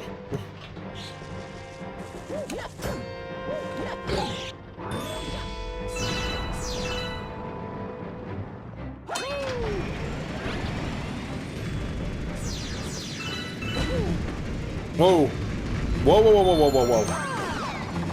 Oh, getting the one-up does not give you the... Oh, boy. I thought getting the one-up would give you extra health, too. No, that's... I'm thinking of Mario Sunshine. I don't know, chat. I'm starting to think I need to reboot the Switch. I think the Nintendo Switch 1... I think the Switch 2 needs a reboot. It's acting, like, really fucking strange. But me bullet, we should hurt the Mario. Oh shit. Suck. You know it's bad when the game designers put a 1-up that respawns right at this section. Because even they know, alright, like this is a little bit rough. Just a little bit of a game design opinion. If you have to stick a 1-up at a section that respawns because you know that part of the level is rough, I don't know. Maybe you need to reevaluate that section of the level and maybe make it a little less bullshit. And I'm gonna criticize it because I have made levels in Mario Maker 2, and when I do that, I play through my level multiple times of like, this is kind of bullshit, or this jump is kind of shitty, or something like that. That's when I redo the shit.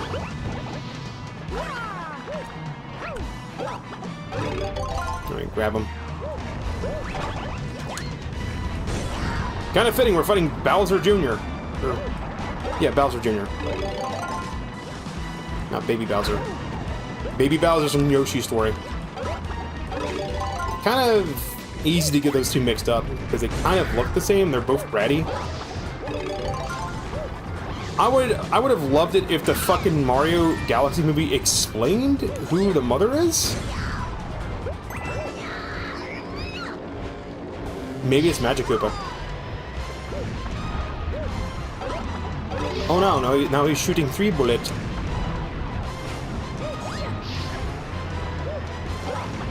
I recognize that stock sound effect. I just have to be brave and hit him head on. Just trying to get him at an angle.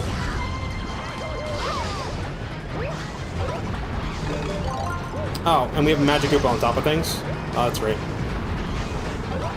Brother, I did not remember signing up to play Toho. Chill. Where are my Koopas at? You know what? Wisenheimer, I've had enough of your bullshit. Come here. That was me pushing the Y button and the game deciding, yeah, I don't wanna. Goomba. Nobody expects the Goomba. There's a 1-up there, what? What is going on with my fucking controller? I have pushed the Y button and it has not thrown the shell. I have pushed the B button on the ground and he didn't jump. I'm having some screwy shit going on with my fucking controller. It's not just me. It's happened too much. I know it's not me now. I don't know what I was supposed to do in that situation. I was just fucked. Now I'm 100% that it's not fucking me. Oh, we have to go through this whole section again? You couldn't drop a checkpoint after I pass this part?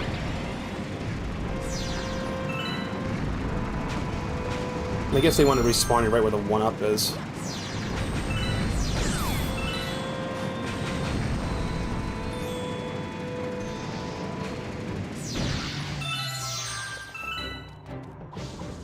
I wonder if this Magic Koopa that was in the boss fight was the same one that was down here that didn't squish.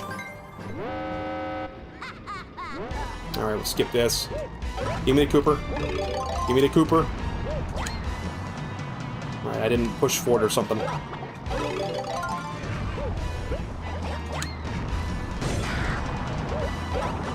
Like, there's times where, with this controller, it's starting to feel like my inputs are being a suggestion and they're not being, like, an actual command. How do I deal with this?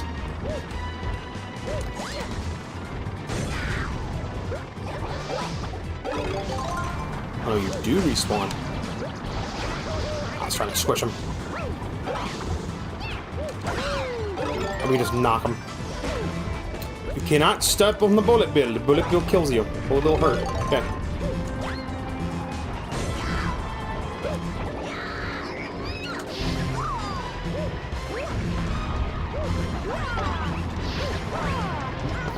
This box has a Goomba in it.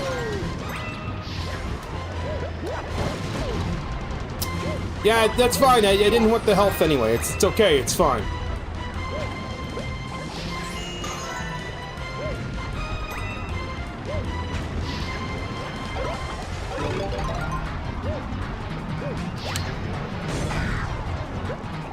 Now, when he fires the bullet bills, I'm going to go up here. I want to bait the bullet bills to go right into, like, the side of the ship.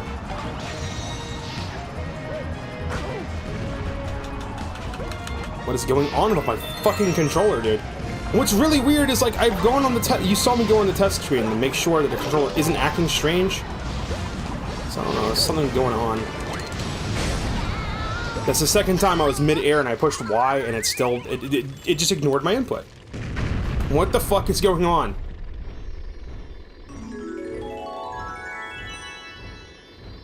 And I want to throw my controller across the room, but it's not going to serve any purpose. It's just going to set me back like fucking $100 to get the Switch 2 Pro controller. Because I don't even think they make the Switch 1 Pro controllers anymore. Yeah, so I have a Switch 1 Pro controller, so when I wake my Switch 2, I actually have to lean forward and tap the power button on top of it. But it's literally sitting in front of my TV, right in front of me.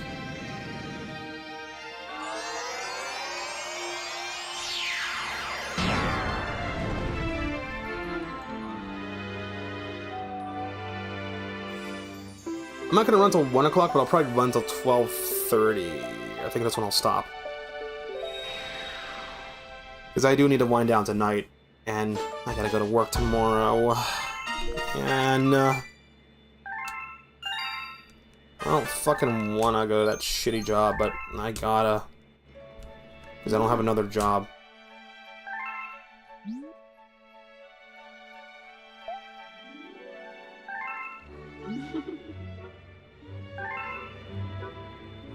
We don't have to get all the stars either. Got a star, I can't get back. The picture shows where I am. Help me. Okay, so that's right. We, you can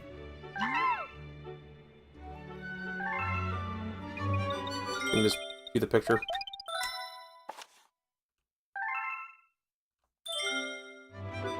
I could have sworn you can get into the totals menu in here, but I guess not. Might be thinking of Galaxy 2. Right, he's in good at Galaxy, and I know exactly where he's at. I should be able to triple jump and then do a spin at the last second to be able to save him.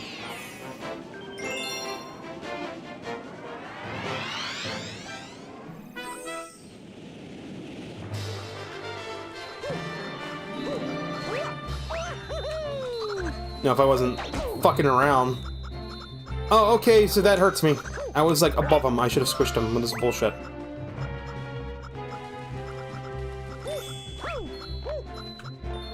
Right, come on, I just need to get a triple jump off.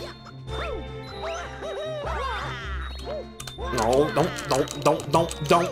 There we go. You're supposed to go through the pipe to get to him, but you can just do that.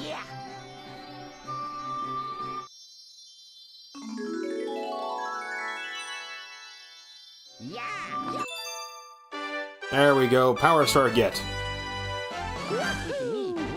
Didn't someone make a port? Like, I remember there was a hoax for a Nintendo DS version of Super Mario Galaxy. It was like when the DSi came out, I think. And it was like every 1 star is like 100 Wii points or some shit.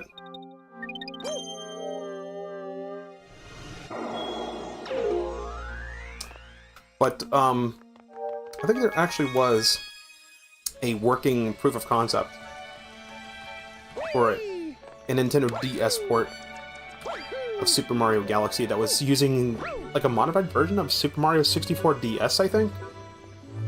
I might be wrong. Okay, look. Controller is like on the table. I'll push R so it's centered. That star should not be moving at all. I mean, it might wobble a little bit because the table it's on is a little bit unstable, so any small wobble will be detected. But otherwise, it should not be moving. Here, I'll put it on the counter next to me. Here, it's on the counter next to me. I'll push R. That star should not be moving at all. And you see how it's kind of hard to tell now. You can see how it's barely moving. We double push home and move on over to the center. I'm not holding the controller anymore. It's sitting on a table next to me that's more stable than this table in front of me. And there's like a very, very small little wobble there. Yeah, that's what's fucking me up. That's why in that other level we tried with the Boo Race 3 times, I was failing. That little wobble is all it takes. It shows it's inaccurate. And I don't think the Joy-Con 2s are any better. Enemy base detected.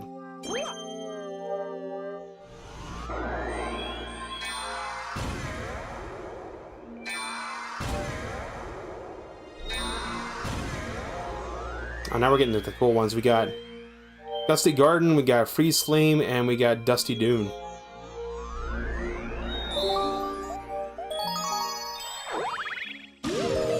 Behold, get ready for like the most powerful fucking song, or the most powerful fucking music track in the entire game. Dusty Garden Galaxy is just so good. There is like a version of this music track in Mario Galaxy 2, but it feels like we have Dusty Garden at home.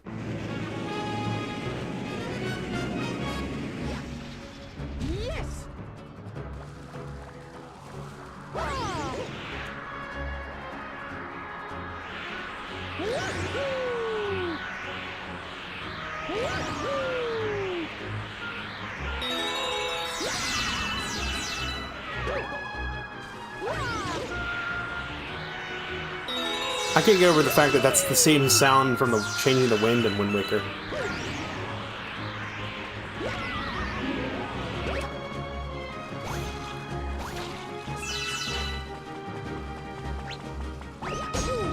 Ow!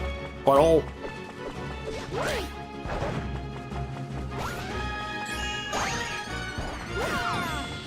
Get that ass clapped.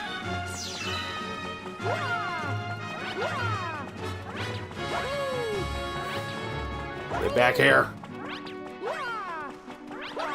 You're lucky this is like a really rough camera spot. Give me them star bits.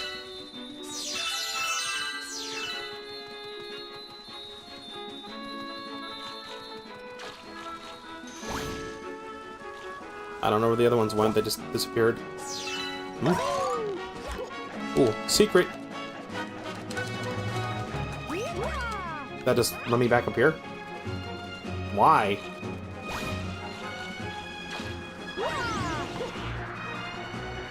There's a cursed song about Luigi that somebody made to the tune of this damn song.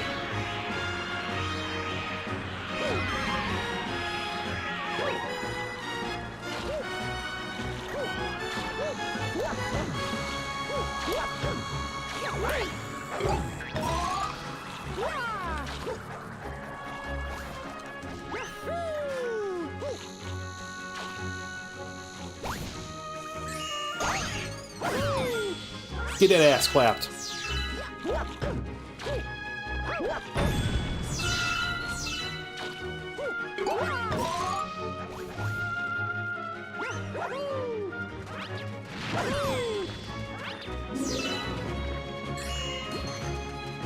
That does not work.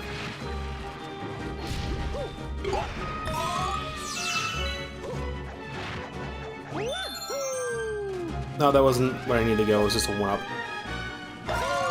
This is where I need to go. I need to go over here. Boing.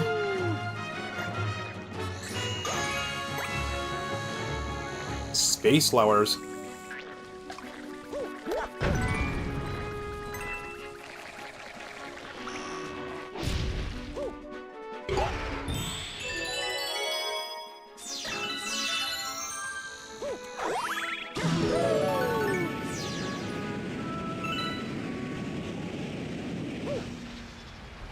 Time to chase the bunny.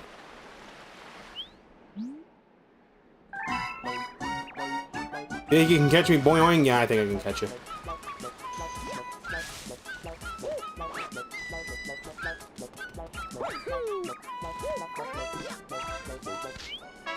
Gotcha. Gotcha, bitch.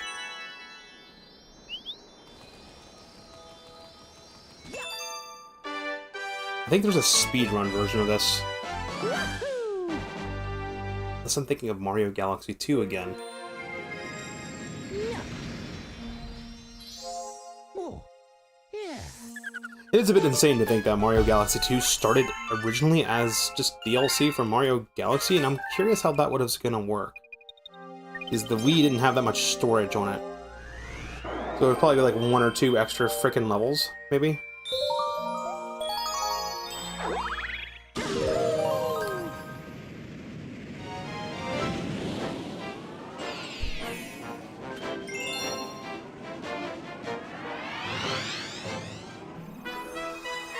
The dirty tricks of Major Burrows. Mini boss time.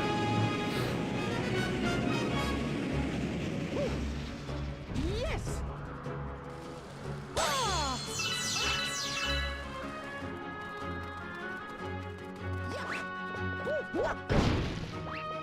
Goombers!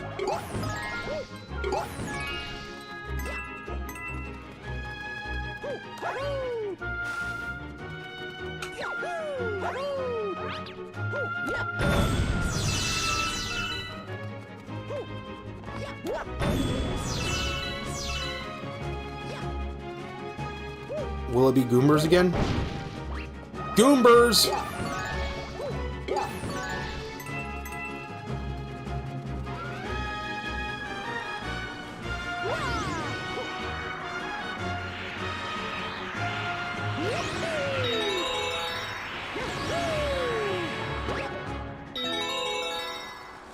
What did those do?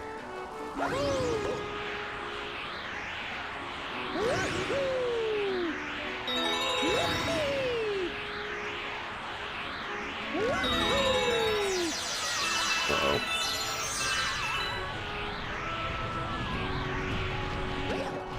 We're good. Spin! Ah, that's what we gotta do with the boss. We gotta do that. We gotta booty slam and then spin. Spin!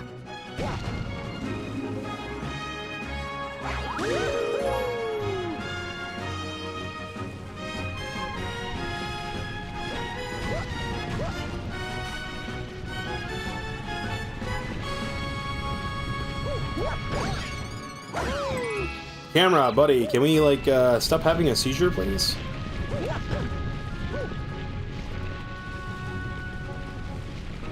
Voles, am I right? The damn backyard's full of these fuckers. There's multiple little soft spots all in my damn backyard that I wound up twisting my ankle on because the ground is, like, soft. There's little fuckers burrowing through my yard. Bastards. And they're voles, not moles. So, like, a vole is like a mixture between, like, a mole and a mouse.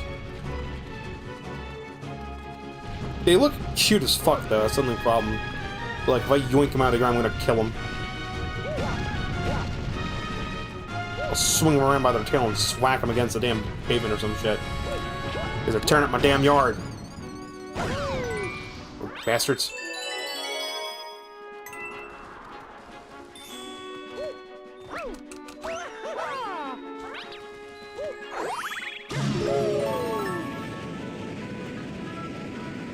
This exact planetoid is actually in the background of the Mario Galaxy movie. But to keep an eye out for, but it is there.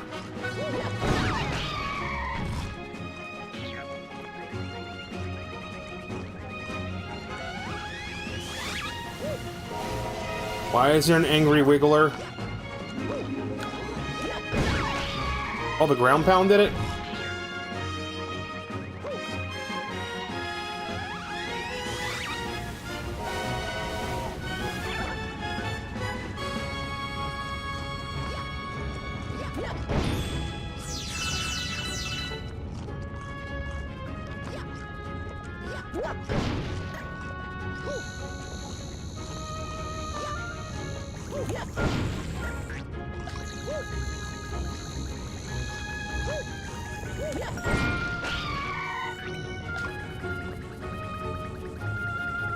Did he die? Nah, he's just hanging out. He's happy.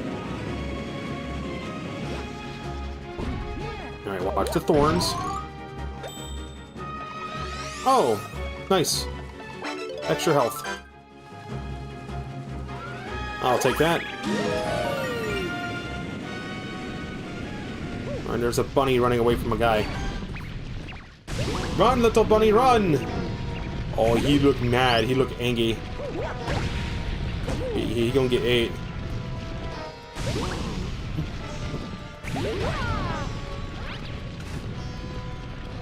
Go for the intercept.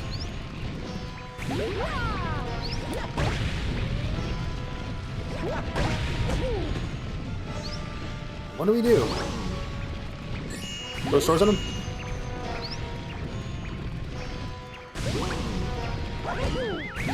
No. Don't do that. Star bits? No. A ground pound when he gets out of the ground. Yeah, there we go. That's what we gotta do. Did he just say the N-word? Sounds like me when I have too much caffeine. I get all like that. I got like... Alright, so you get away from the other ground. Then he runs away. The sounds he makes. 10 out of 10 performance of who the hell voiced this guy. Your role is pissed off, angry mole guy. Now go. Let me hear your best.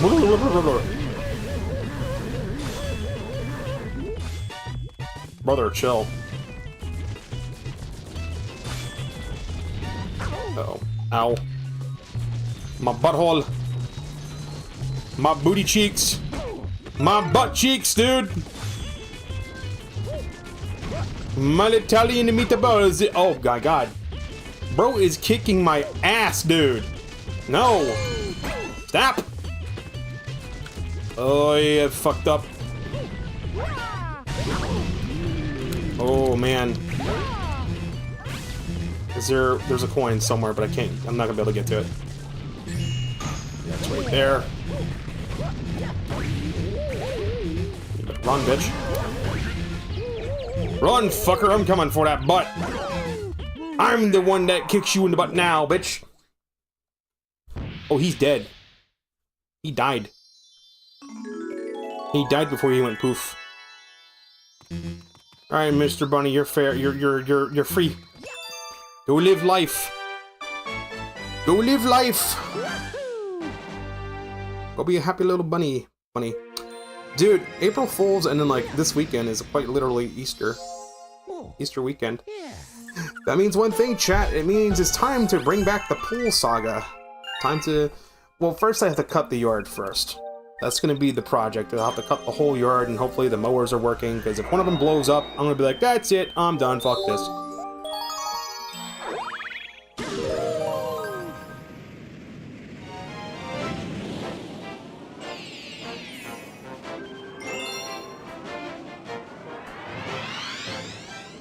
But yeah, gonna cut the yard first, then after the yard's all nice and cut, I'm gonna go out there. It's literally gonna take me like an hour to hook the pumps up.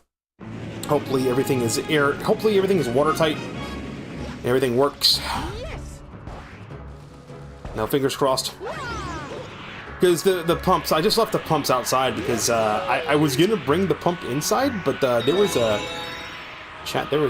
spooky, scary Black Widow spider under the pump, and I went, yeah, it can stay outside.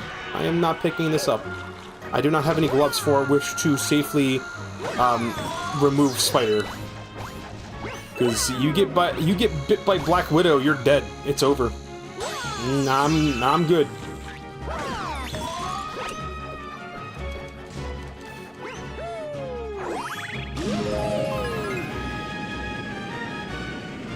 Turns out Black Widow's like being around water.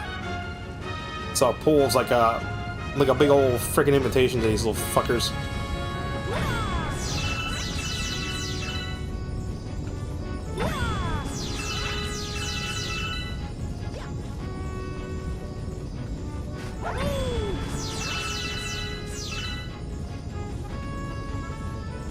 So they're adding support to Pokemon Legends ZA to Pokemon Home after today. But they're not adding home support for Fire Red and Leaf Green. What the fuck, dude? I thought that was the whole point. Like when the listing was first shown for Fire Red and Leaf Green, they're like, "Oh, you can fucking get why is there a gold chain jump here? How do I kill him? How do I kill? How do you murder?"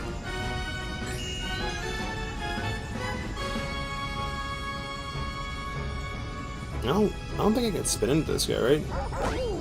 No, that is death. Kinda looks like a grinning Pac-Man. That's a game I want to get. I want to get Pac-Man World 2. But I'm gonna wait for it to go on sale, because I keep saying, oh, that's a game I should get. Every time I say that, every single game in my backlog goes, oh, brother! Like, really.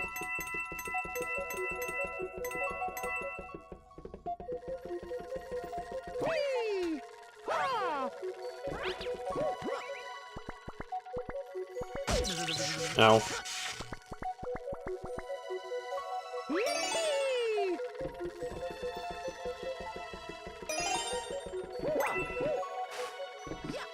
Boop, boop, boop, boop, boop, boop, boop, boop, boop. Does this sound like the Skype theme, the Skype call music to anyone else? Just me? I can get over there, come on. Yeah, there we go.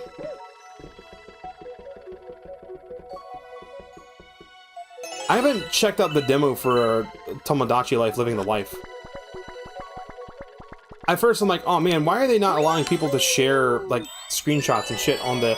You can still take screenshots and video clips, you just have to transfer them to your computer. You just can't put them up on the Nintendo Switch app. At least screenshots. I know screenshots you can take a picture of and put them on your computer by linking up to whatever. I'll just use the damn capture card. Danger, watch where you step. You will watch where you step.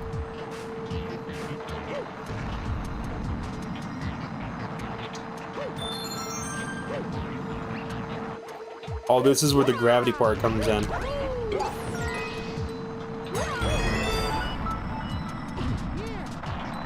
Yeah, Sonic Adventure 2 called. They want their gimmick back.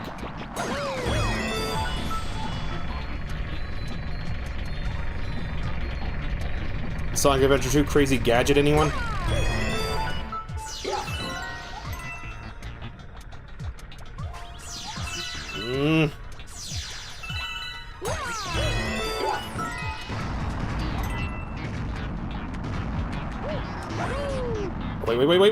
Wait. Oh. I glitched it. I glitched it. I broke it. How the hell did I do that? Oh man, my coin score. All my coins are gone now. Now I'm sad, greedy Italian noises.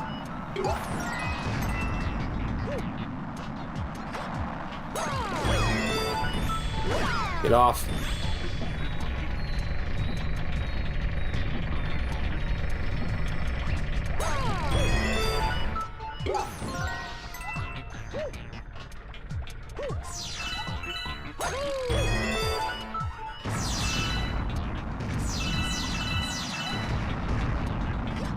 I saw that Koji Kondo was actually credited in the Mario movie credits for music. He's actually listed as it was like director of the music or something. He was basically like supervising the music to make sure that it was the standard or something. I do love the composers of the both Mario movies.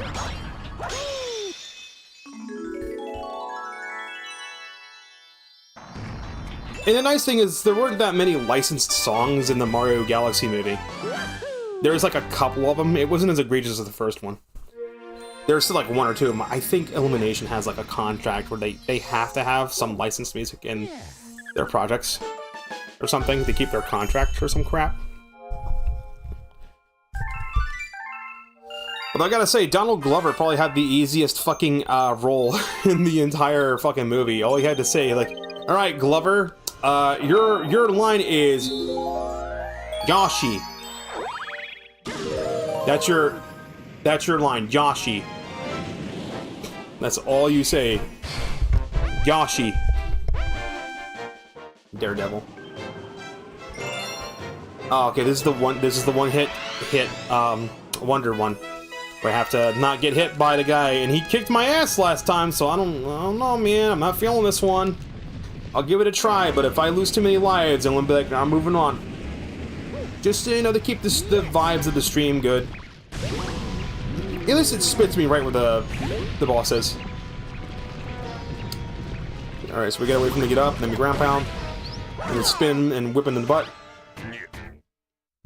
And he goes, yeah. And he goes, he goes, ooga booga booga booga booga.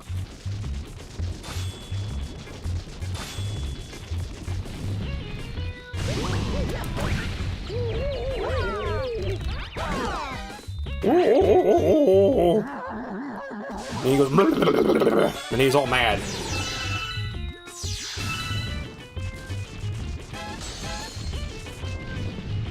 So I can't outpace him, I have to. Alright, then he comes back and he runs at me. Ground pound again. Swiggity sweetie, come for that booty. Oh, no, that's bullshit. That's bullshit. And as we see on Yoshi's Island, that's Boshi. Boshi. That's what you call the brown Yoshi, Boshi. Sweetie Swooty, coming for that booty.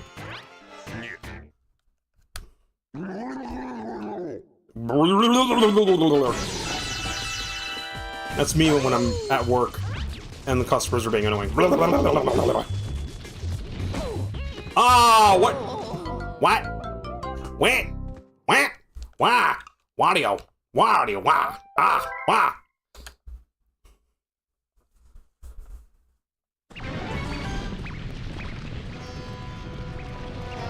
Alright, come on. Come on, come on, come on. Whipping that booty. Bully the star of the long-lost Game Boy game, Mole Mania. Mole Mania bad timeline. His family did not get rescued. And he decided to go bully people in the cosmos instead. Around this one tree. That's my headcanon for this guy. I can't remember the name of the mole from Mole Mania that you play as, the guy with the cool-ass sunglasses. Alright, then he comes back around, he's mad. Grab that butt. Give me that butt. Yeah, there we go. That's how it should have went. And now he's dead again. Did you just assume that mole's gender? Yes, I did. I totally did, because he sounds like a dude. He's going blah, blah, blah, blah. It's very, like, angry masculine sounds. He's the angry... the hunter got away and killed the mole's family, so he then murdered the hunter in cold blood and then started stomping around and, like, tormenting bunny rabbits in space. That is a game that is not on the Game Boy Online, and Nintendo should really add that. If anyone from Nintendo or is able to whisper in Nintendo's ear, Mole Mania. Come on. Mole Mania for Game Boy. Boy, come on, chop chop, let's go. Let's put Mole Mania on the Switch Online thing. Let's do it. Honey Climb Galaxy, scaling the sticky wall.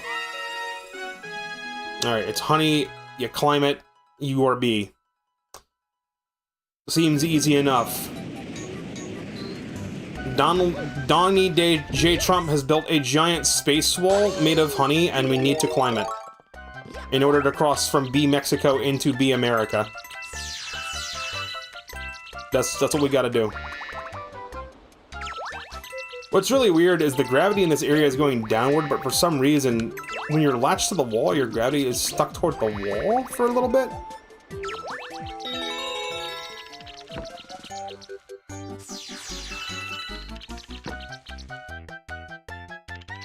I do love the fact that the music in this is from Mario 3.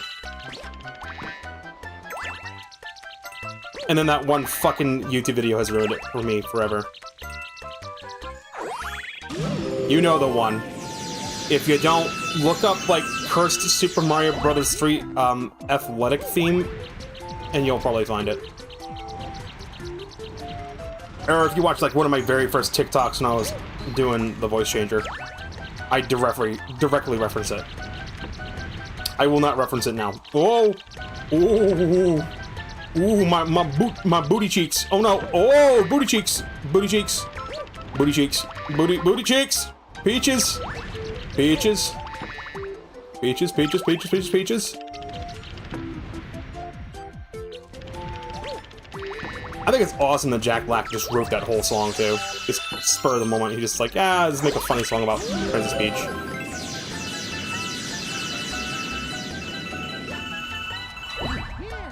Although, like, how long it is in the movie, it's like maybe a couple seconds longer on the actual music video.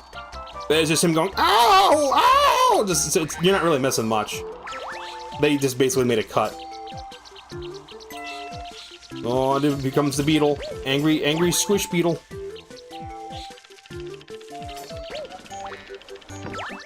Go put the beetle in the beehive anyway. Uh-oh. Mistakes have been made. Mistakes have been made. Recover, recover. There we go. I'm a gamer with the hard R. Ah! Oh no! Oh no! Oh, booty cheeks. Booty cheeks.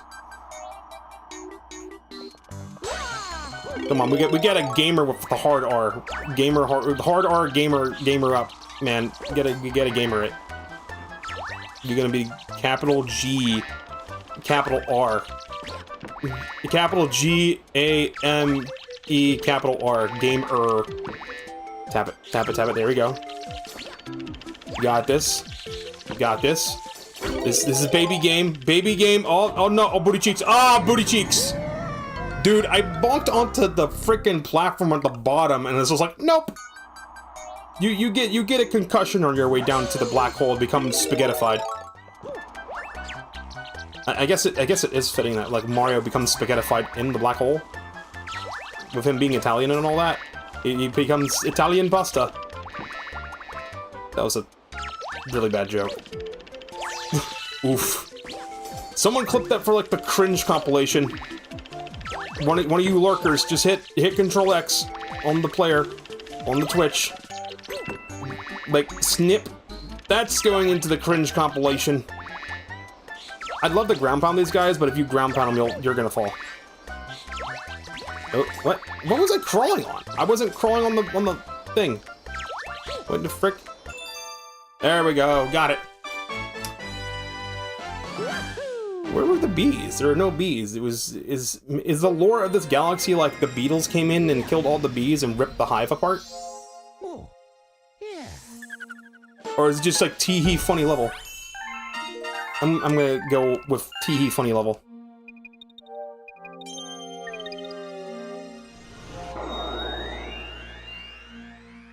Alright. I don't have time for both, though. Dusty Dune or Freeze Flame? I want to go Freeze Flame. Because I like the music in Freeze Flame. And yes, time to talk about the Mario Galaxy movie again. There is a sequence where it's going up to like the end of the film, where characters are being flung through a sling star, and they're traveling to like a planet, and they fly straight through a planetoid that references this planet up here. It's not the exact planet, but it's damn close. All right, how do we? How about I don't? Let's not do that. That's just a bad idea.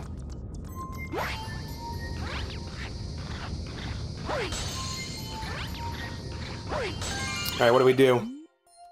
Yo, it's Koopa, dude. I haven't seen you in a hot minute, bro. How's it going, man? I hope you've been having a fantastic, try not to get rage baited day. How can one penguin move so fast? Ah, you listen here, you little shit. You listen here, you little shit. Get your ass. Not bad, old man. Old man? Old man? What do you mean, old? Well, no, Mario is 40. That's right. It's 40th anniversary. Old man, though. Old man? Isn't Mario, like, canonically in his fucking 20s? He's just, like, a little tiny man?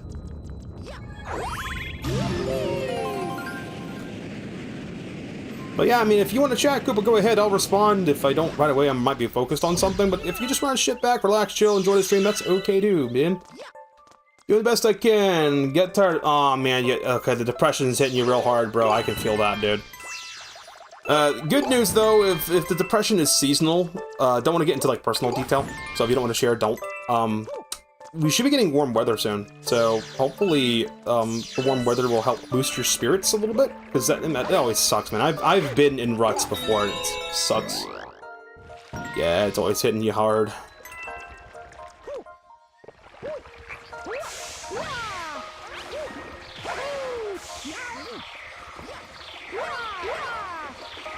How do I, nope, that's not how I do it. How do I do it? I just need to grab the flower, right? Well, let me go over here and wall jump. It's always because you're old and problems. Oh, man. Well, I hope things get better, dude. Good to see you, though. I'm glad to see you're doing okay. How's me, though? I'm doing awesome, dude. I saw the Mario Galaxy movie today. I enjoyed it. It was like the Mario Brothers movie from 3 years ago, but like more of it. And that's pretty much what I wanted. And Mommy Rosalina was there. And it's always a good time with Mommy Rosalina. Whoa, that was so close, bro.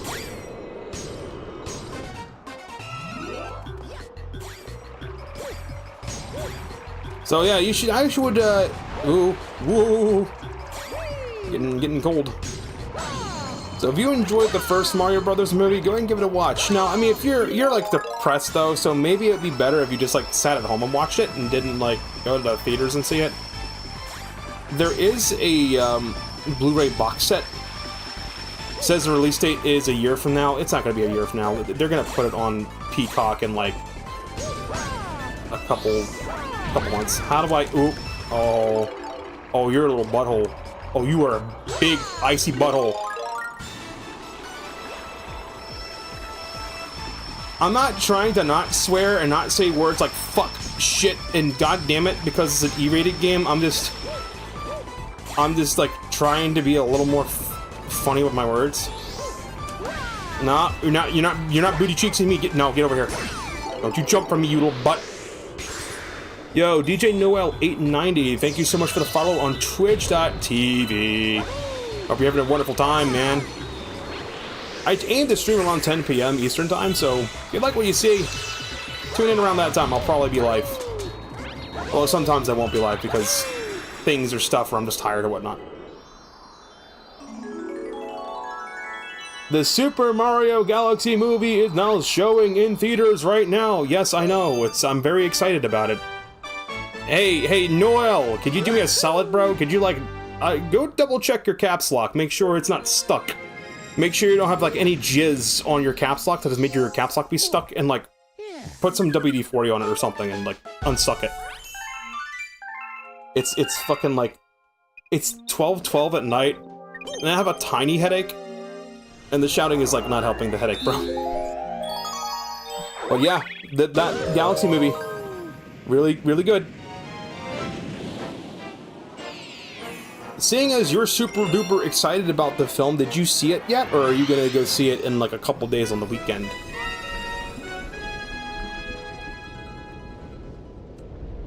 See, unfortunately, I don't have an AMC or a Regal movie theater near me. I just have like a... It's not really a local place, it is a family-owned place. So I wasn't able to get the Luma or the Yoshi popcorn buckets, but I did look at the price of them and I went, I'd much rather buy a video game for that price than get like a popcorn bucket that would be cool to eat out of, but then like it's gonna sit in my room and collect dust, and I got enough things that sit in my room and collect dust. That's why I stopped buying collector's editions of games. And like, if I had like a kid or something, I would spoil that damn kid rotten. I'd like, we're getting the frickin', I'm getting the Yoshi popcorn bucket, and every kid's getting like a different colored Luma. You're welcome to chat, just don't caps lock, it's rude.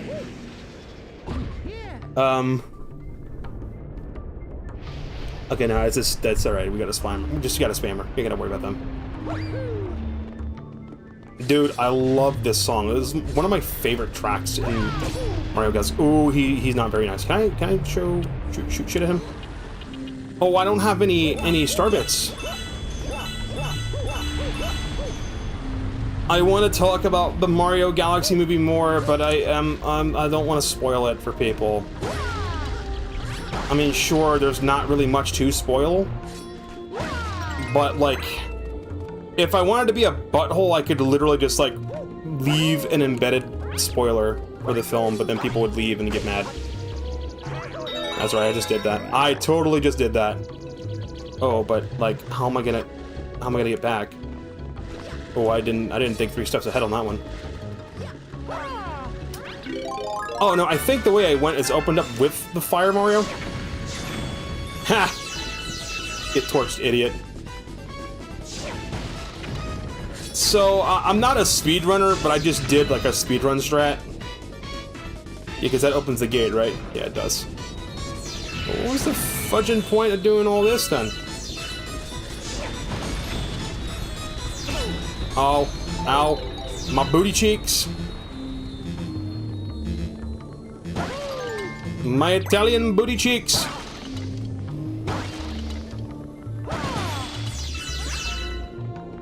You missed the beginning of the stream where I just had a fake article written up that claims that McDonald's was changing their name to McNugger to distance themselves from Donald Trump. I kind of wish I could have had the website hosted on like a temporary host just for fun, just for a little haha goof, and then like take it down in like a day. But I didn't feel like spending $25 just to have a freaking host for a silly little one-off thing. I played Fortnite a little earlier before stream. I got up to 2nd place. One of the... Alright, so like all the skins in Fortnite are bobblehead. So if you have like a... Not all the skins are bobblehead, so if you do a non-bobblehead skin, it just default skins you. I don't know which ones are bobblehead. I think it's just like the regular Fortnite ones and not the any of the crossover ones. However, I got up to 2nd place. I got 4 kills. I was trying to get the first place. I was trying to Victory Royale. Your boy was trying to Victory Royale so bad. I wanted to finish so bad, chat, but I was blue-balled by Batman. Batman is like, nope, not today. I'm not allowing you to win. I am Batman. And he was Batman and he killed me. And now I'm sad. Alright, why am I not? Why am I sucking? Come on. Come on. There we go.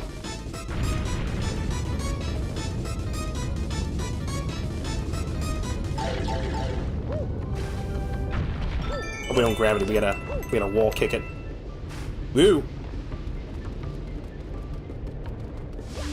I should go turn the air back on. I turned the air off because I was like reheating something in the oven and I didn't want the air to click on, but now it's actually pretty fucking warm. No, come on, go this way. Go this way. No, fuck you, I don't need you to go this way. I'm just gonna long jump. We good. I'm a gamer. Gamer with the hard R.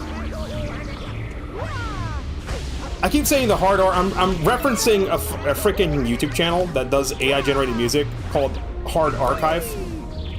And they make a bunch of goofy ass songs. One of them is like a fake Rick Astley's Never Gonna Give You Up, where it's like, I'm gonna say the N-word. And it's just about singing the N-word when they're singing along to rap songs in their car. But, like, they're white and they shouldn't. I honestly think we should just, as a society, we should move on. The N-word is literally just a word. The only time it should not be okay is if you're using it to, like, actually demean someone. Like, just like the word retard. Like, if you say, wow, that's retarded, then, you know, that's not a problem, but, like, the moment you call someone a retard is when it's a problem. Right? It's just like you can say fuck, but if you point at someone and call someone a fuckhead, that's when it's considered toxic. Like, I think even with Twitch, like, I can say words like fuck, but if I point at a viewer and then call them a fuckhead, that's when it becomes a problem. That's when you can report someone for it. It's just like being toxic or whatnot.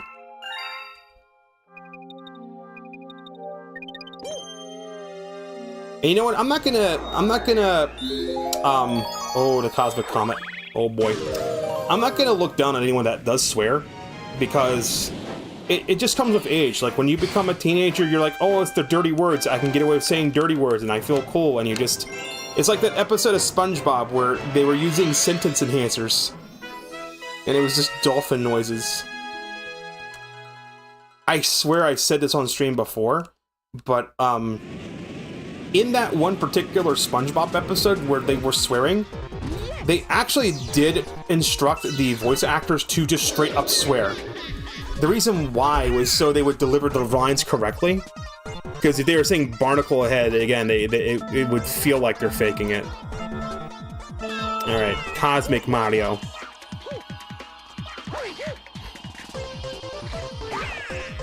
Remember Shadow Mario from Super Mario Sunshine? Well, get ready for Cosmic Mario. He's like Shadow Mario, but he's cosmical. He's made up of stardust and McDonald's farts, maybe, I don't know. I saw they got Super Mario Galaxy movie toys at McDonald's.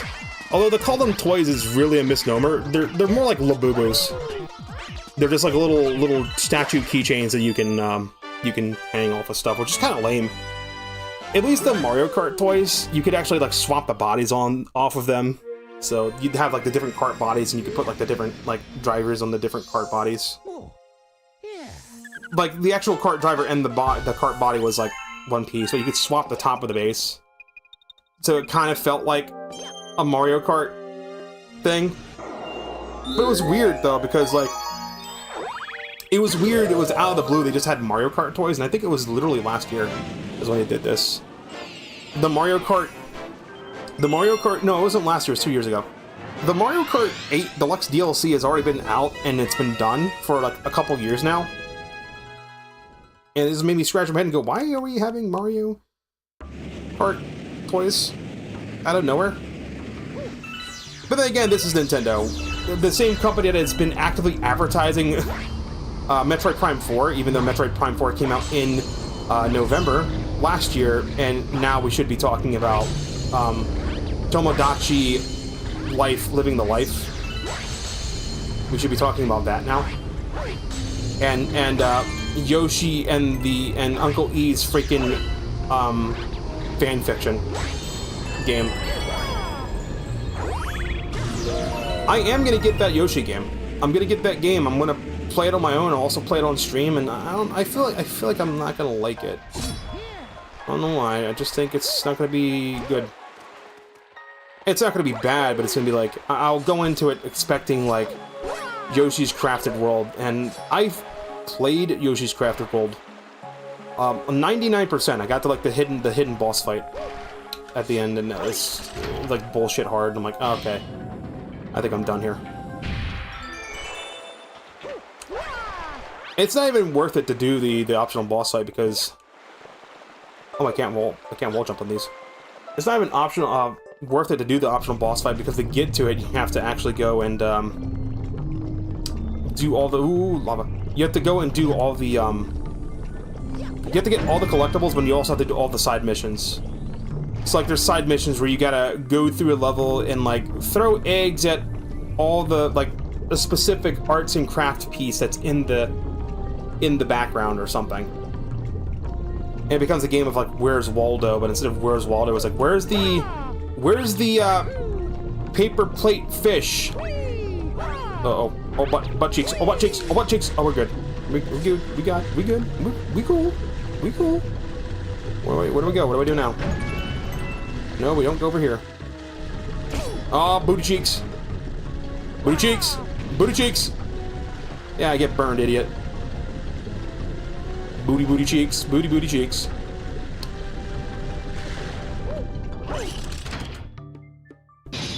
I get a long jump to get over there, right? Yeah, we got it. Okay, well, I got the fire flower. What's the point of that?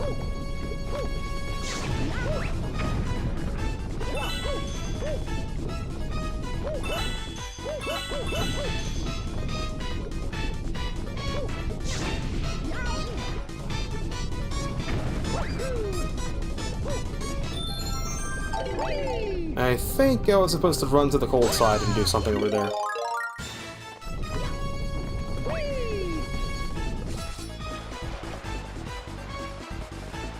Oh yeah, we gotta light the torches.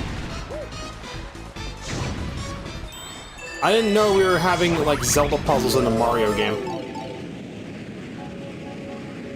Hey, look, it's the part of the level we just did a minute ago, but this time it's all ice and fire. Same idea.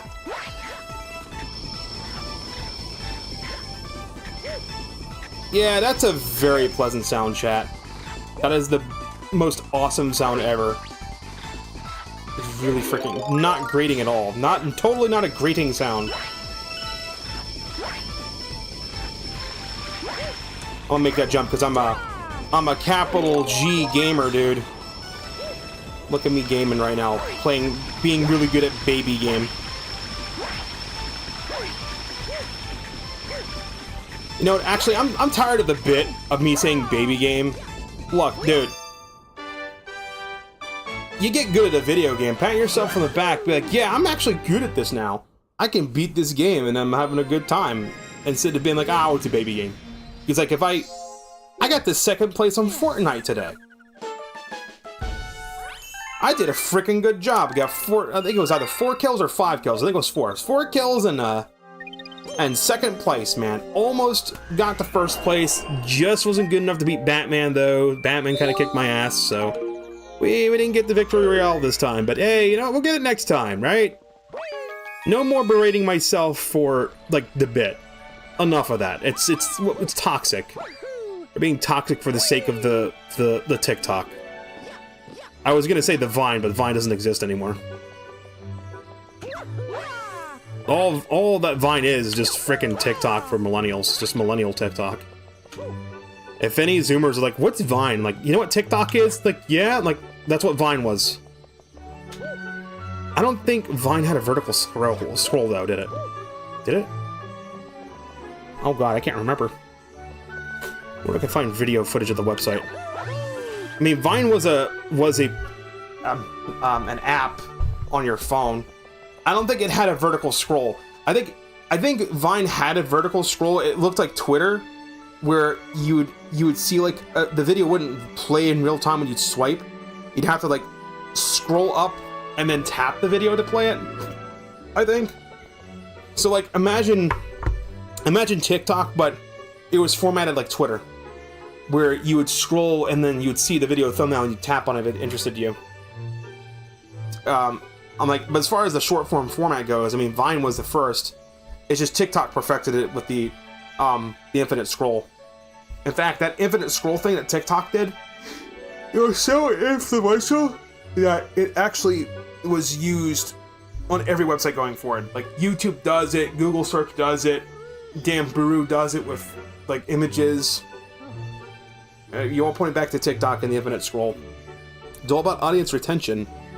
Well, speaking of retention, I feel like I'm not going to be retending very good because I'm getting a wee bit tired and it's a little hot in here. I'm going to go turn the air on and see if it clicks on. Who's alive right now? Who is live on the thing? I don't see anyone live on Twitch that I want to raid into at the moment. So we're just going to have to put a pin in it right there. Well, everyone, that's going to do it for the stream tonight. I extended it to 12:30 because I yapped for like 45 minutes at the beginning about like stuff, just to give us some more gameplay. Don't know if I'll stream tomorrow. I'll probably be too tired after work, but I'll probably stream Friday and Saturday. In fact, instead of probably, it's going to be definitely, it's going to be 10 o'clock. So I'll see you guys, if I don't see you guys tomorrow, which probably won't, I'll see you guys on Friday at 10 p.m. We'll play more video games. Might be Mario Galaxy, might be Pokemon, might be Fortnite, who knows. Maybe it'll be the Minecraft April Fool's thing, because I've played it a little bit, it's a little interesting, and it might be interesting to try and get to the Nether at least with that, because it's intended for you to get through the whole game. I got it downloaded. I played it for a bit. That might be a fun stream. Do a like good old-fashioned Minecraft stream, but Minecraft, but all the items are entities or something. I don't know. As always, that's going to do it for me tonight. Thank you all so much for watching. I will catch you guys next time. And until then, I have been Tsukino Azura. Rest well. And sweet dreams.